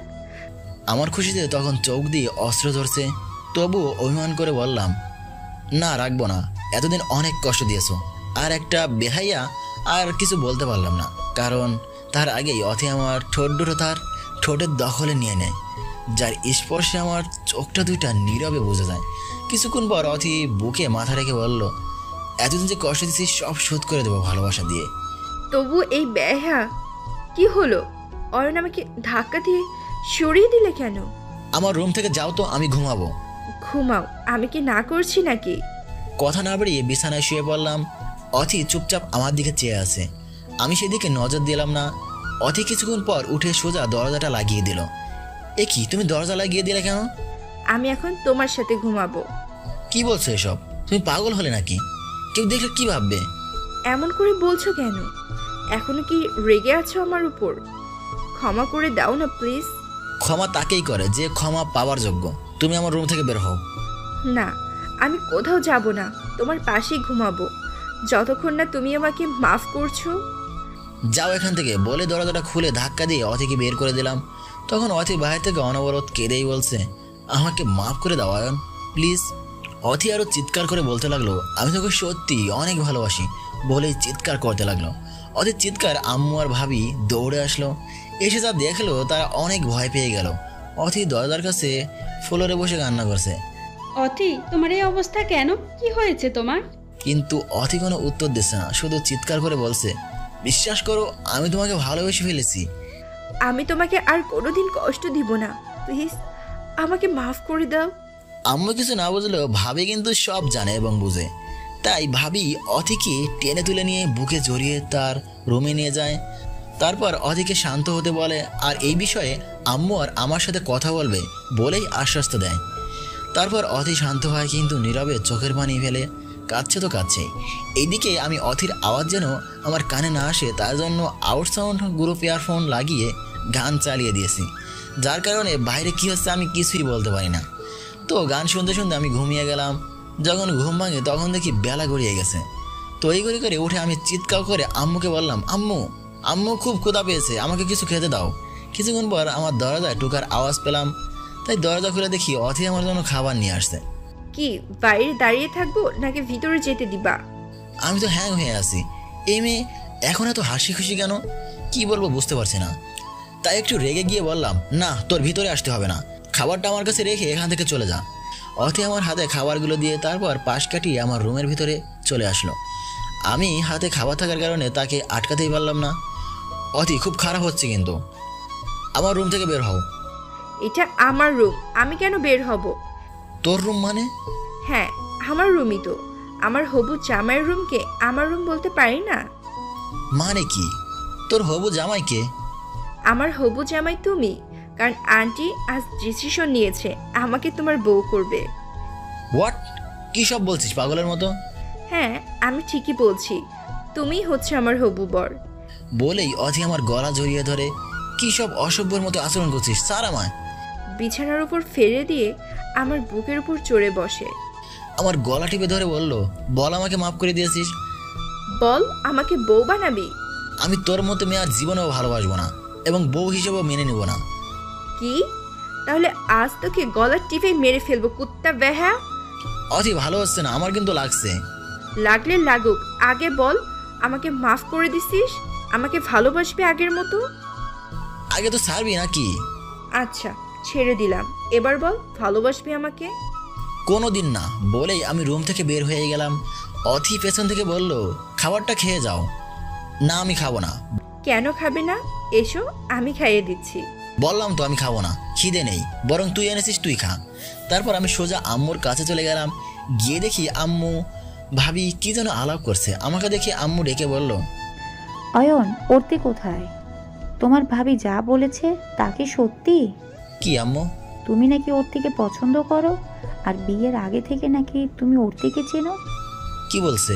হ্যাঁ চিনি, কিন্তু আমি এখন ওকে পছন্দ করি না। কিন্তু অর্তি তো তোমাকে অনেক ভালোবাসে। না আম্মু, এগুলো ভালোবাসা না, আমাকে অন্য কোনো ফাঁদে ফেলার কৌশল মাত্র। আমি এত সব বুঝি না, আমি বৌমা আর অর্তিকে সব জানিয়েছি এবং অর্তিকে আমাদের বেশ পছন্দ হয়েছে। আশা করি তুমি কোনো আপত্তি করবে না। না আম্মু, আমি অথিকে বউ হিসেবে মেনে নিতে পারবো না। ঠিক আছে, অনেক সময় রয়েছে, তুমি ভালো করে ভেবেচিন্তে করে আমাদের জানাও। আমি ভেবেচিন্তে বলছি, আমি ওর মতো মেয়েকে বউ হিসেবে মেনে নিব না। আন্টি আমি তোমাকে আর তোমার ছেলেকে অনেক ভালোবাসি, কিন্তু তোমার ছেলে আমার সাথে অভিমান করে আছে, ওকে বলো না আমাকে মাফ করে দিতে। অথি বাইরে থেকে দৌড়ে এসে আম্মুর গলা জড়িয়ে ধরে এসব বলতে বলতে কান্না শুরু করে দিল। আমি দেখছি সব কিছু। এসব বলে আম্মু অথিকে সান্ত্বনা দিচ্ছে, আর আমি মেজাজ গরম করে না খেয়ে বাইরে চলে গেলাম। রাতে বাসায় এসে কিছু না খেয়ে ঘুমিয়ে গেলাম। আবার সকালে ঘুম থেকে উঠে না খেয়ে বাসা হতে বেরিয়ে গেলাম। আম্মু ফোন করে বলল, বাসায় বাজার নিয়ে যাস, আমরা একটু বেরোবো। সো অথি আজ রান্না করবে। তারপর প্রায় 11টার সময় বাজার নিয়ে বাসায় আসলাম। মাথাটা ধরে আছে, তাই কিচেন রুমে বাজার রেখে ফ্রেশ হওয়ার জন্য সোজা বাথরুমে চলে গেলাম। বাসা যেহেতু ফাঁকা, তার উপর নিজের রুমে বলে কোনো কিছু নেই ভেবেই সোজা ভিতরে ঢুকে যাই। কিন্তু কে একজন সেখানে গোসল করছে, সেটা বাইরে থেকে বুঝে উঠতে পারছি না। বাথরুমে হঠাৎ না বুঝে ঢোকার ভিতরে যে ছিল সে বেশ খানিকটা ভয় পেয়ে যায়। ভয়ে শুধু চিৎকার দিতে হবে, ঠিক সেই সময় আমাকে দেখে আর কোনো কিছুই বললো না। এইদিকে আমার সেই তখন থেকে যায় অবস্থা। আমি কল্পনাও করতে পারিনি বাথরুমে এই সময় কেউ থাকবে, তাও আবার নিজের রুমে। তাছাড়া বাসায় তো অনেকগুলো বাথরুম ছিল, তাহলে অথি এখানে কেন এলো? আমার মাথায় কিছুই ঢুকছে না। ভিতরে চুপচাপ ছোট্ট বাচ্চাদের মতো হা হয়ে অথির দিকে চেয়ে আসি। কিছুতে চোখ ফেরাতে পারছি না সামনে থেকে। তার উপর অথিকে এরূপ ভেজা অবস্থা দেখে আমার কথা বন্ধ হয়ে গেছে। কি ব্যাপার, কি দেখছো এভাবে? কারোর রুমে এভাবে না বলে কেউ হুট করে ঢুকে পড়ে? কথা বলছো না কেন? আর এইভাবে মুখ হা করে রেখেছো কেন? মুখে মাছি ঢুকে যাবে তো। কথাটা শুনতেই আমার মুখ বন্ধ হয়ে যায়। আসলে আমি বুঝতে পারি নাই। কি বুঝতে পারোনি বাবু? দেখো তো, আমি তো এ কি, তুমি এত ঘামতেছো কেন? হঠাৎ কি হলো তোমার? তুমি ঠিক আছো তো? আমি একদম ঠিক আছি। না, আমার তো মনে তো হয় না। এভাবে কাঁপছো কেন? অধি আমাকে বললো, এ কি তোমার হার্টবিট বেড়ে গেল কেন? না আসলে বলো। পানি খাবো। কোনো মতে নিজেকে অথির থেকে সারিয়ে সেখান থেকে বেরিয়ে এলাম। আর একটু সময় যদি ভেতরে থাকতাম তাহলে কিছু একটা হয়ে যেত। আমি রুম থেকে বের হয়ে সোজা ছাদে চলে গেলাম। পুরো মাথা হ্যাং হয়ে আসছে। চোখের সামনে বারবার শুধু তখনকার দৃশ্যটাই ভাসছে। এদিকে অথির তখন আমার এরূপ অবস্থা দেখে হাসতে হাসতে অবস্থা শেষ। আর মনে মনে ভাবছো, কি রাগ রাগ কই গেল এখন এর? আমাকে তো চেনো চান্দু, আমি হলাম অথি। আমার খুব ভালো করে জানা আছে তোমার মতো শয়তানকে কিভাবে নিজের আয়ত্তে আনা যায়। দেখি আমার থেকে কতদিন দূরে থাকতে পারো। একবার যখন তোমার ঘাড়ে ছুঁড়েছি, এবার হাজার চেষ্টা করলেও আমায় সেখান থেকে নামাতে পারবে না। অথি আর বাথরুমে না থেকে কাপড় চেঞ্জ করে বাইরে বের হয়ে এলো। রুমে এসে দেখে আমি সেখানে নেই। পুরো বাসায় খুঁজে যখন কাউকেই পেল না, অথি তখন সোজা ছাদে চলে আসলো। যা ভেবেছিলাম তাই, আমি ছাদেই আছি। ধীরে ধীরে পায়ে আমার কাছে এসে বলল, তুমি এখানে কি করছো? মানে এটা আমার শ্বশুর বাড়ি, সো আমি যখন খুশি তখন এখানে আসতে পারি। না পারো না, কারণ এটা আমার বাড়ি। সমস্যা কোথায়? হোক তোমার বাসা, সবই তো আমার। তোমার যা কিছু আছে সবই তো আমার। আমার সব কিছু তোমার কেন হতে যাবে? কারণ তুমি নিজেই তো আমার সম্পত্তি। যার জিনিস সেই যদি আমার কাছে বাধা থাকে, তাহলে তার সব কিছু তো আমারই হবে, তাই না? বাধা আছি মানে? কি সব পাগলের মতো কথা বলছো? বাধাই তো। তুমি আমার হবু স্বামী। স্বামী যখন আমার, তাহলে স্বামীর সব কিছু তো স্ত্রী হিসেবে আমারই হওয়ার কথা। মগের মুলুক পাইছিস তাই না? বললেই হলো। আমি কারো হবু স্বামী টামি নই। বেআইন হয়ে বাসায় বেড়াতে এসেছিস, বেআইনের মতোই কিছুদিন থেকে চলে যাবি। সেটা সময় হলে দেখা যাবে। এখন বলো, এই রাতের বেলা একা একা ছাদে কি করছো? তুই আসবি তাই তোর জন্য অপেক্ষা করছি। সত্যি? আমার খেয়ে দিয়ে কাজ নেই যে তোর জন্য অপেক্ষা করব। এই তুমি আমায় তুই তুকারি করে কেন বলছো? পিচ্ছি একটা মেয়ে তুই করে বলবো না তো কি বলবো? তাই না? পিচ্ছি? হ্যাঁ পিচ্ছি তো। তা তখন বাথরুমে ওই পিচ্ছি মেয়েটাকে দেখে এভাবে হাবা বনে গিয়েছিলে কেন শুনি? আমি মোটেও তেমন কিছুই করিনি। সেটা তো তোমার মুখ দেখে বুঝতে পেরেছিলাম। এখন নিচে চলো, খাবে। সেটা তুই না বললেও যেতাম। অথিকে কিছু বলতে না দিয়ে ছাদ থেকে নেমে গেলাম। অথি আমার পিছু পিছু নেমে এলো। বাসায় যেহেতু আম্মু নেই, তাই সব রান্না অথি নিজেই করেছে। খাবার টেবিলে আমি কোনো কথাই বলিনি, চুপচাপ খেয়ে দিয়ে সেখান থেকে উঠে পড়ছি। আমি যখন যাচ্ছিলাম, অথি তখন করুণ দৃষ্টিতে আমার দিকে চেয়েছিল। আমিও সব দেখেও না দেখার ভান করেছিলাম। কিছুক্ষণ পরেই আমি রুমে চলে আসলাম। রুমে এসে দেখলাম দেয়ালে সুন্দর সুন্দর কয়েকটা ছবি টাঙানো এবং রুমটা অনেক পরিপাটি করে সাজানো। অথি এরই মধ্যে আমার রুমে এসে, কেমন হয়েছে রুমটা? একদম বাজে। আমার বিনা অনুমতিতে আমার রুমটার এই হাল করছিস কেন? আগে কত সুন্দর করে গোছানো ছিল, আর আজকে কিনা তোর রুমে হাত দিতে কে বলেছে? রুমের যা অবস্থা করছিলে, রুম তো না যেন একটা গরুর ঘর। আমার রুম যেমন এসে তেমন রাখবো, তোর সমস্যা কি? তোকে কি বলছে সাজিয়ে দিতে? রুমটা তো আমারও। এখন রুম থেকে বের হ, আমি ঘুমাবো। না, আমি বের হব না।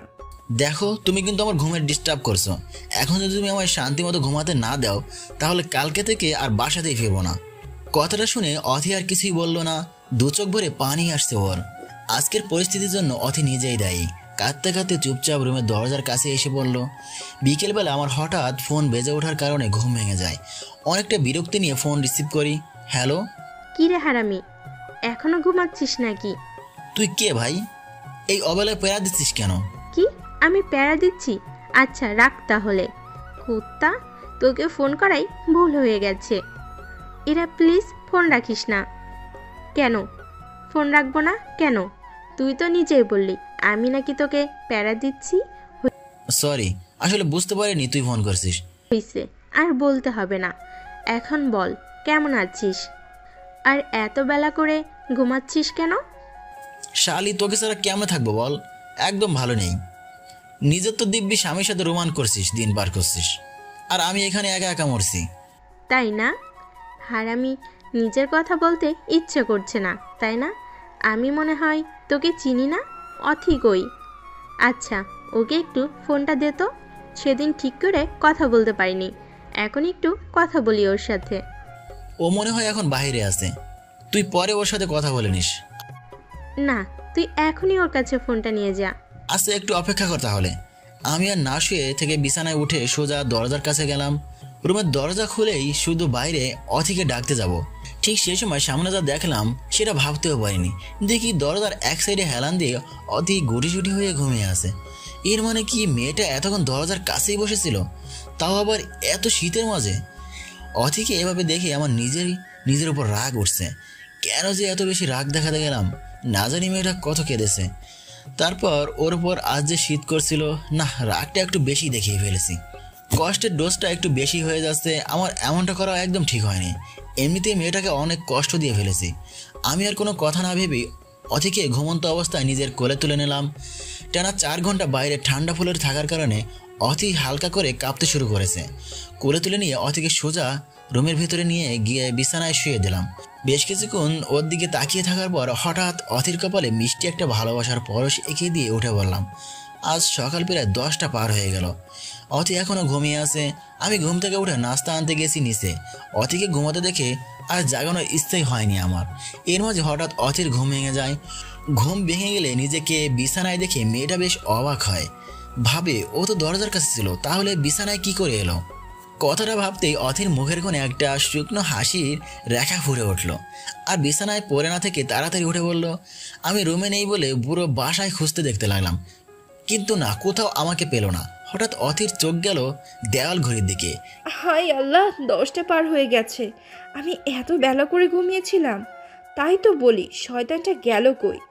নিশ্চয় আড্ডাবাজি করতে চলে গেছে। হারামিটা আমার একটি বারও বলে গেল না। আমি যে কেমন আল্লাহই জানে। এত ঘুমানোর কি দরকার ছিল? অলসদের মতো ঘুমানোর কারণেই শয়তানটা নাস্তা না করে অফিসে ছুটতে হলো। আমি যে কি কাজ করি না, নিজেরই রাগ উঠে যায়। নিজেকে ইচ্ছে মতো গালিগালাজ করে নিজে চলে গেল। কিছুক্ষণ পর আমি নাস্তা নিয়ে বাসায় আসলাম। কি ব্যাপার মিস্টার, রাত্রে আমার সাথে এক বিছানায় কেন ছিলে? এই যে ম্যাম শোনেন, আমি কিন্তু আপনার সাথে ছিলাম না, আমি সোফায় গিয়ে শুয়েছিলাম। একদম মিথ্যা কথা বলবা না। আমি তোমাকে খুব ভালো করেই জানি। না জানি একা পেয়ে আজ আমার কোনো সর্বনাশটা করেছো? বাজে কথা বলে আমাকে ফাঁসাতে চেষ্টা করো না। আমি জানতাম তুমি এই কথাটা বলবে, সো আমি রুমে ঢুকি নাই। সিসি ক্যামেরাটা অন করে দিয়েছিলাম, সব প্রমাণ সিসিতে রেকর্ডিং আছে। কথাটা শুনে অথির মোডটা অফ হয়ে গেল। আচ্ছা ঠিক আছে, এখন বলো কোথায় গিয়েছো আমাকে রেখে? আমি নিচে হোটেলে গেছি নাস্তা আনতে। কেন আমাকে জাগিয়ে দিলে না? অথি বলল, কেন আমাকে জাগিয়ে দিলে না কেন? তাহলে তো এত কষ্ট করে নাস্তা নিজ হাতে আনতে হতো না, আমি তোমাকে নিজ হাতে নাস্তা বানিয়ে খাওয়াতাম। ন্যাকামো করে এই কথাগুলো বলছে অথি। ঠিক আছে, এখন নাস্তা করতে বসো। তারপরে বসে আমি নাস্তা খাওয়া শুরু করে দিলাম। অথিও নাস্তা করতে বসলো, কিন্তু আমি খেলেও সে খাচ্ছে না। কি ব্যাপার, এভাবে তাকিয়ে আছো কেন? খাও। না, কোনো কিছু না। অথি আবারও আমার মুখের দিকে করুণভাবে চেয়ে রইল। আমি সেটা আর চোখেই দেখে বেশ কয়েকবার লক্ষ্য করছি। তুমি খাচ্ছ না কেন? বুঝেছি কেন খাচ্ছ না। আমি আমার খাবার রেখে অথির প্লেটটা নিজের কাছে নিলাম। অথিও তখন মাথা নিচু করে বসে আছে। নাও হা করো। খাবো না, খিদে নেই। সেটা তো চেহারা দেখেই বোঝা যাচ্ছে। বেশি কথা না বলে মুখটা হা করো। বললাম তো খাবো না, তুমি খাও, আমি খাইয়ে দিচ্ছি। মুখটা হা করে কথা বললাম, কিন্তু আমি খুব ভালো করে বুঝতে পারছি তোমার খুব খিদে পেয়েছে। এখন কথা বলে চুপচাপ খেয়ে নাও, একদম ধমক দেবে না আমায়। খাবো না আমি। রাক্ষস ছেলে কুত্তা, একা একা গিলে যাচ্ছে। দুজন একসাথে খাবো বলে সেই আশায় বসে আছি, আমায় একটিবার খাবার কথা জিজ্ঞেস না করে একাই গিলে যাচ্ছে। খাবো না আমি, তুই নিজে গিল।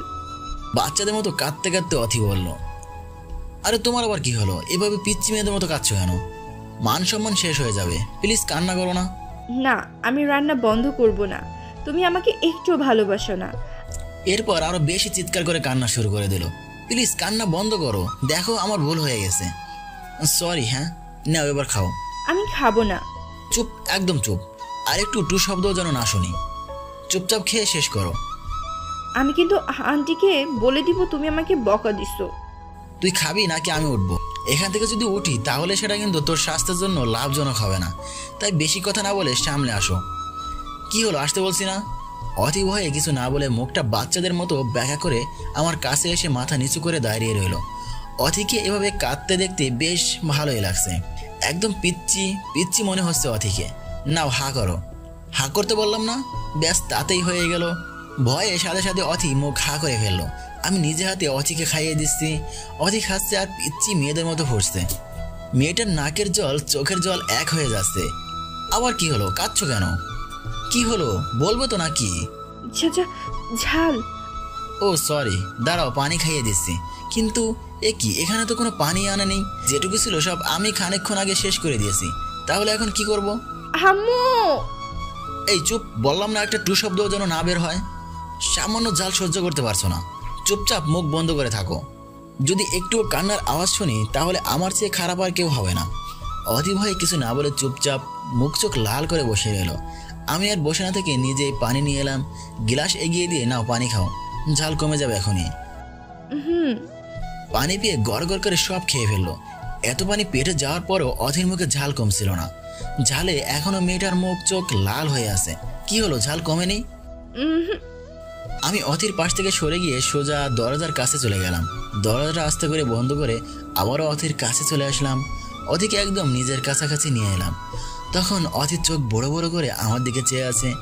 আমি কিছুক্ষণ চেয়ে আস্তে করে অথির মাথায় হাত থেকে কিছু বুঝতে না দিয়ে চার ঠোঁট এক করে দিলাম। এমন কিছু একটা ঘটবে অথি সেটা আগে থেকেই বুঝতে পারছিল, তবে সেটা এত জলদি এটা ভাবতে পারে নাই। প্রথম কিছু সময় চুপ থাকলেও পরে অন্য এক মোহর মাঝে হারিয়ে যেতে থাকে। কাছের মানুষের ছোঁয়া পেয়ে অথির পুরো শরীর শিউরে কেঁপে ওঠে। নিজের হাত দিয়ে খুব শক্ত করে আমার শার্টের কলারও মাথার চুলগুলো আঁকড়ে ধরে। মিনিট পাঁচেক পর আমি অথিকে ছেড়ে দেই। এদিকে অথি তখনও নিজের চোখ বন্ধ করে আছে। আমি কিছুক্ষণ অথির দিকে চুপচাপ চেয়ে রইলাম। কি হলো, এখনো চোখ বন্ধ করে আছো কেন? ঝাল কি এখনো কমেনি নাকি আবারও? এই না, এখন ঠিক আছে। খাওয়া শেষ, এবার তোমার রুমে যাও। না, আর থাকার প্রয়োজন নেই, সবাই যে কোনো সময় চলে আসতে পারে বাসায়। তারপর আমরা যে যার রুমে চলে গেলাম। ঘন্টাখানেক পর আব্বু, আম্মু, ভাইয়া, ভাবি বাসায় ফিরল। তারা গতকাল আমাদের বাসায় রেখে ছোট মামার বাড়িতে বেড়াতে গিয়েছিল।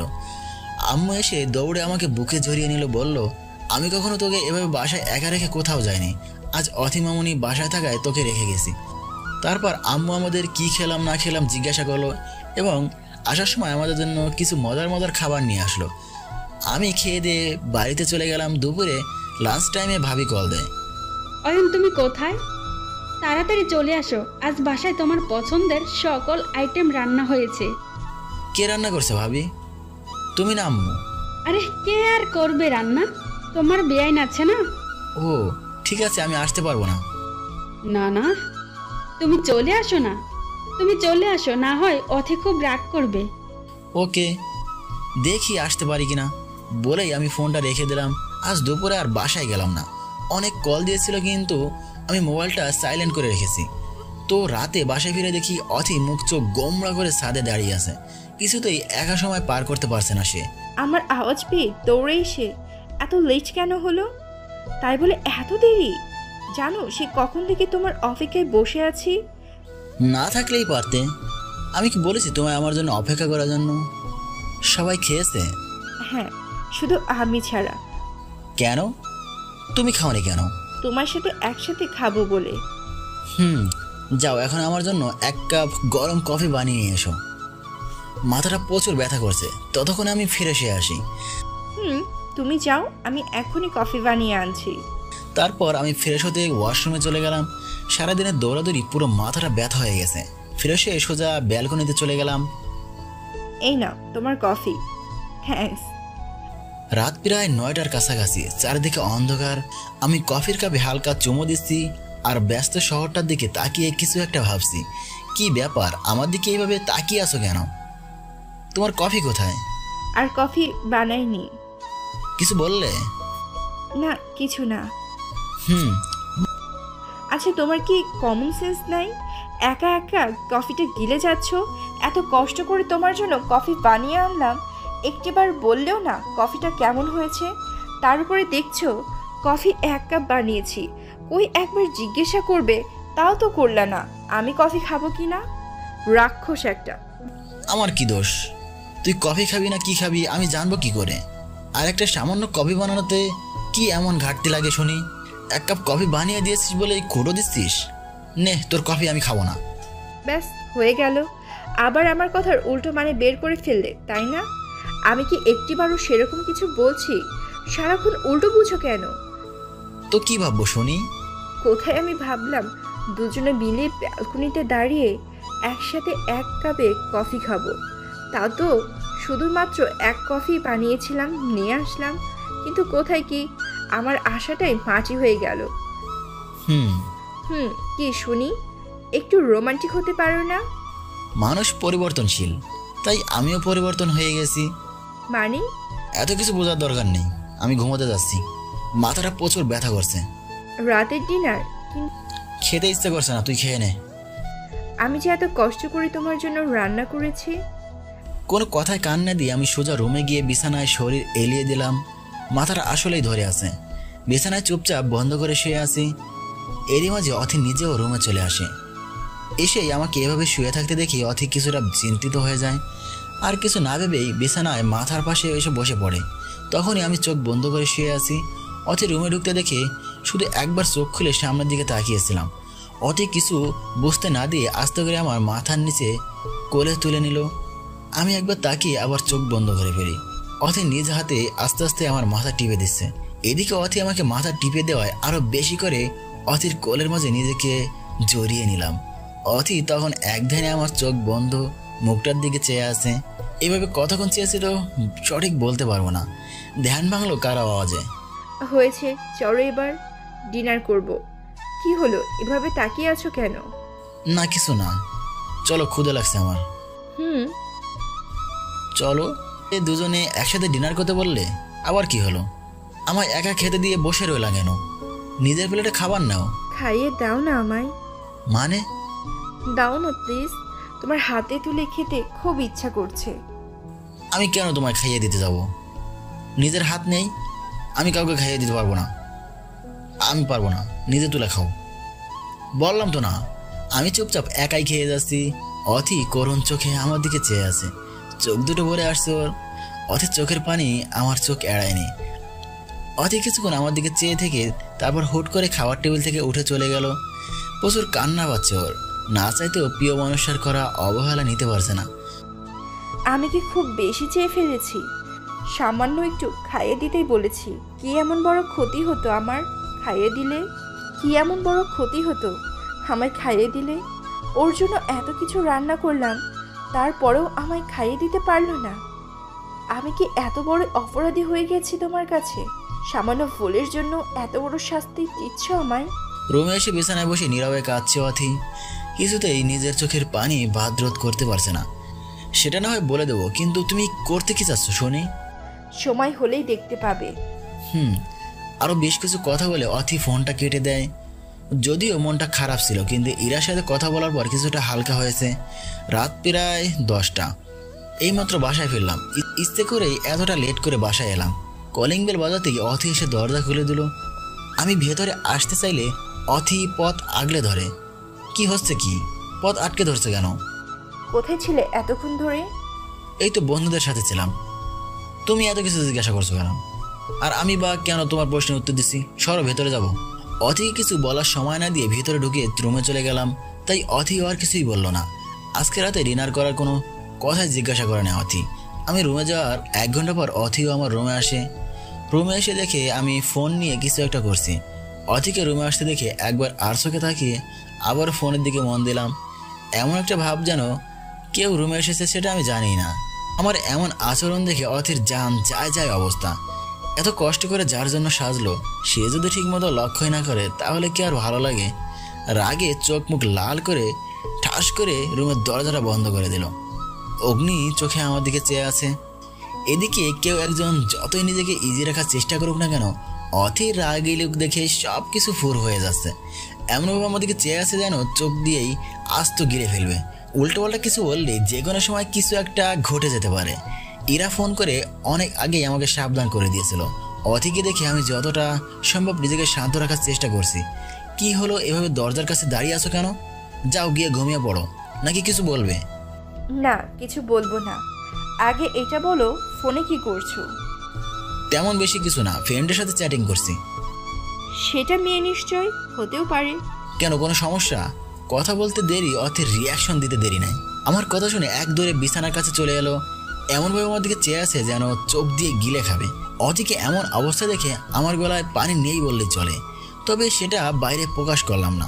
অথি কিছুক্ষণ চেয়ে হুট করে আমার হাত থেকে ফোনটা কেড়ে নেয়। তার সাথে সাথে ঠাস, ফোনের জীবন ফোস। আমি পুরাই আবল বনে অথির দিকে চেয়ে আছি। হচ্ছেটা কি? কোন সাহসে আমার ফোনটা আছাড় মারলে? এখন তো শুধু ফোনটা ভেঙেছি, আর একটু পর কি কি যে ভাঙবো সেটা নিজেও জানি না। মানে? দাঁড়া। আরে হচ্ছেটা কি? অসভ্য মেয়ের মতো কেন করছো? অসভ্যতা আমি এখনো কিছুই করিনি, তবে এখন শুরু করব। হচ্ছেটা কি? দেখ কি করি। অনেক জ্বালিয়েছিস আমায়। আর না, অন্য মেয়েদের সাথে লুতুপুতু করতে খুব মজা লাগে, তাই না? আমার কাছে আসতে চাইলেই ভয় পালাস। দেখো, তুমি কিন্তু বাজে ব্যবহার করছো। খারাপই দেখছিস কি? দেখবি কিছুক্ষণ পর। বল, তোর কি হয়েছে? আমার আবার কি হবে? আমি একদম ঠিক আছি। না, তুই ঠিক নেই। তোর জন্য এত সুন্দর করে শাড়ি পরে সেজে আসলাম, আমার দিকে একটু ভালো করে তাকালিও না। আগে তো সারাক্ষণ আমার দিকে হা হয়ে তাকিয়ে থাকতি, তাহলে এখন কি হলো? হ্যাঁ, তুই নিজে আমার থেকে দূরে থাকতে চাইছিলি, তাই আমি নিজেও এখন আর তোকে বিরক্ত করতে চাই না। ও, এখন তো দূরে সরে গেছিলাম, সেটা মনে হয় তুই জানিস না। কুত্তা, তোর আর ইরার জন্যই তো এতদিন তোরে ভুল বুঝেছিলাম। আমার কথা কি শুনতে চেয়েছিলি তখন? কিছু বলার আগে তো আমাকে চর মেরে নিজেই ছুটে চলে গেছিলি। তখন প্রচুর অভিমান হয়েছিল তোর উপর। তোকে অন্য কারোর সঙ্গে সহ্য করতে পারছিলাম না। ইরা আপুর সঙ্গে দেখে প্রচুর রাগ লেগে গেছিল আমার। শুধু আমি কেন, পৃথিবীর যে কোনো মেয়েই নিজের প্রিয় মানুষটাকে অন্য কারোর সাথে দেখতে পারবে না। যদিও বা সেখানে আমার বুঝতে ভুল কিছু ছিল, তাই বলে হারামি আমি যখন চলে যাচ্ছিলাম, কই তখন একটিবারও তো আমায় জড়িয়ে ধরে বললি না, প্লিজ যেও না, ভালোবাসি তোমায়। এত অভিনয় করে কি হবে বলো? আমি তো শুধু তোমার, শুধুই তোমার। অন্য কোনো মেয়ে তোমার জায়গা নিতে পারবে না। কিন্তু না, তুই তেমন কোনো কিছুই করিসনি। উল্টো ভাব নিয়ে আমাকে চর মেরে ঝগড়া বাড়িয়ে দিলি। একদম মিথ্যা বলবে না।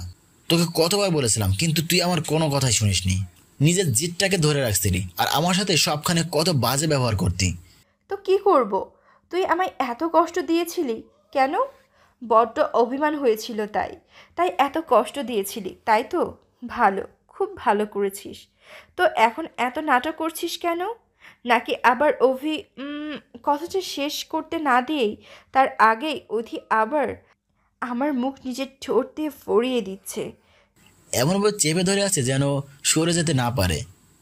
আমি পুরোই শকড। অথি এমন কিছু করবে আমি সেটা ভাবতেও পারিনি। বেশ কিছুক্ষণ এভাবে থাকার পর অথি আমাকে ছেড়ে দিল। তবে এবার অথি আমাকে ছাড়লেও আমি ওকে ছাড়লাম না, উল্টো নিজেই অথিকে আরও গভীরভাবে কাছে টেনে নিল। ছাড়ো আমায়, একদম ছুবে না। মানে কি? কে আমি তোমার? তুমি তো আমায় ভালোই বাসো না, তাহলে আমায় স্পর্শ করছো কেন? সেটা অবশ্য ঠিক, আসলেই তো। আচ্ছা সরি। হ্যাঁ, ঠিক মানে? তুমি কি আমায় একটুও ভালোবাসো না? না তো। ওহো, আমি বুঝতে পারিনি তুমি আমায় এত জলদি ভুলে যাবে। ভুল ছিল, অযথা তোমার প্রতি এতদিন কষ্ট দিলাম। কথাটা একদিন পর বুঝলে? না, অনেক আগেই বুঝে গেছি, কিন্তু তারপরও মনের মাঝে কিছু একটা আশা ছিল। তবে আমি ভুলছিলাম, আর তোমায় কষ্ট দেব না। কাল সকালেই আমাদের বাসায় ফেরত চলে যেতে হবে। সত্যি? এই তো অনেক খুশি সংবাদ। কাল চলে যাব। এতদিনে বাঁচালে আমায়। তুমি শান্তি মতো ঘুমাও, আমি আমার রুমে গেলাম। যাও। অথি আর নিজের চোখের পানি আটকে রাখতে পারলো না। ভেজা চোখে আমাদেরকে কিছুক্ষণ করুণ দৃষ্টিতে তাকিয়ে থেকে দরজার দিকে পা বাড়ালো, তবে বেশি দূর যেতে পারলো না। পেছন থেকে ডাক দিয়ে হাত ধরলাম। এখন আবার কি হলো? চলেই তো যাচ্ছি। না, তেমন কিছু হয়নি, একটা কথা বলার ছিল। কি? কালকে তো বাসায় চলে যাবে, তাই না? চলে যেহেতু যাবে, তাই বলছিলাম কি আজকের রাতটা আমার সাথে থেকে যাও। কেন? তোর সাথে থাকতে যাব কেন? না মানে কিছু একটা করতাম আর কি। এই যে কিছুক্ষণ আগে টেলারটা দেখালি, সেটার আবার রিপিট করতাম। কথাটা শুনে অতি তেলে পানিতে জেলে উঠল। চোখ মুখ অগ্নিবর্ণ ধারণ করে আমার কাছে এগিয়ে বলল, আমাকে কি সে ধরনের মেয়ে পেয়েছিস নাকি? সিসি, কি যে বলিস না, আমি এমন কথা কখন বললাম? আমি কি এমন কথা, বাজে কথা বলতে পারি বল? কুত্তা, তাহলে তোর সাথে এক রাতে থাকতে কেন বললি? তোর এক রাত থাকতে সমস্যা হচ্ছে? আচ্ছা ব্যাপার না, তাহলে 1 সপ্তাহ 2 সপ্তাহ, আরে না পুরো 1 মাস আমার সঙ্গে থাক, নাকি পুরো 1 বছর থাকবি? আর একটা বাজে কথা বললে কসম তোর, যদি তোকে আত্মরা না করছি তাহলে আমিও তোর হব বউ না। এভাবে রেগে যাচ্ছিস কেন? তোর ভালোর জন্যই তো বলছি নাকি। আজকাল তো দেখছি মানুষের উপকার করতে নেই। আচ্ছা ঠিক আছে, যা, আমার সাথে 4 বছর পর্যন্ত থেকে তারপর চলে যাস। 4 বছর কেন কুত্তা? তেমন কোনো কারণ নেই, শুধু আমাকে 2টো মিষ্টি পরে উপহার দিবি, আর কিছু না। পরে তুই চলে গেলে আমার কোনো প্রবলেম নেই। কুত্তা তুই মর, আমি গেলাম। থাকবো তো নাকি? আরে পাখি যাও কই? আমি তো সুন্দর প্রস্তাব দিলাম, কিছু না বললে চলে যাচ্ছ। খবরদার আমায় ছুবি না, ছাড় আমায়, আমি থাকবো না তোর কাছে। আমি যেতে দিলে তো যাবি নাকি? আমি আজকেই নিজের বাসায় যা। অথি কথা শেষ করার আগেই আমি ওর মুখ বন্ধ করে দিয়েছি। অথি প্রথমে নিজেকে আমার থেকে সারানোর চেষ্টা করলেও একসময় শান্ত হয়ে যায়, পরে নিজেকে আমার ভালোবাসার ডাকে সাড়া দিতে শুরু করে। অয়ন, হয়েছে আর কত? এবার তো ছাড়ো নাকি? না, আমি তোমাকে আর 1 মুহূর্তের জন্য ছাড়তে চাই না। ঠিক আছে, আগে বিয়েটা হোক, তারপর আমাদের না হয় সারাক্ষণ আমাকে জড়িয়ে রেখো। কি বলো বেআইন, এই মজাটা কি আর বিয়ের পর পাবো? পাবে। এখন তো ছাড়ো, কেউ এসে দেখে ফেলবে। দেখলে দেখুক, 2 দিন পর তো আমাদের এমনিতেই বিয়ে হবে। ওই যে আপু আসছে। আমি অথিকে ছেড়ে দিলাম। অথিও ভয় পেয়েছে, ভিতর ডিম বলে হেসে হেসে দৌড়ে রুম থেকে বের হয়ে গেল। 3 বছর পর আমাদের বিয়ে হলো। আমি চাকরি পেলাম, তারপর আমাদের বিয়ে হলো। আজ আমাদের বাসার ঘর। দোয়া করবেন সবাই। এখনো তো বিয়েই করে নাই, তাই বাসার ঘর সম্পর্কে তেমন কোনো আইডিয়া নেই।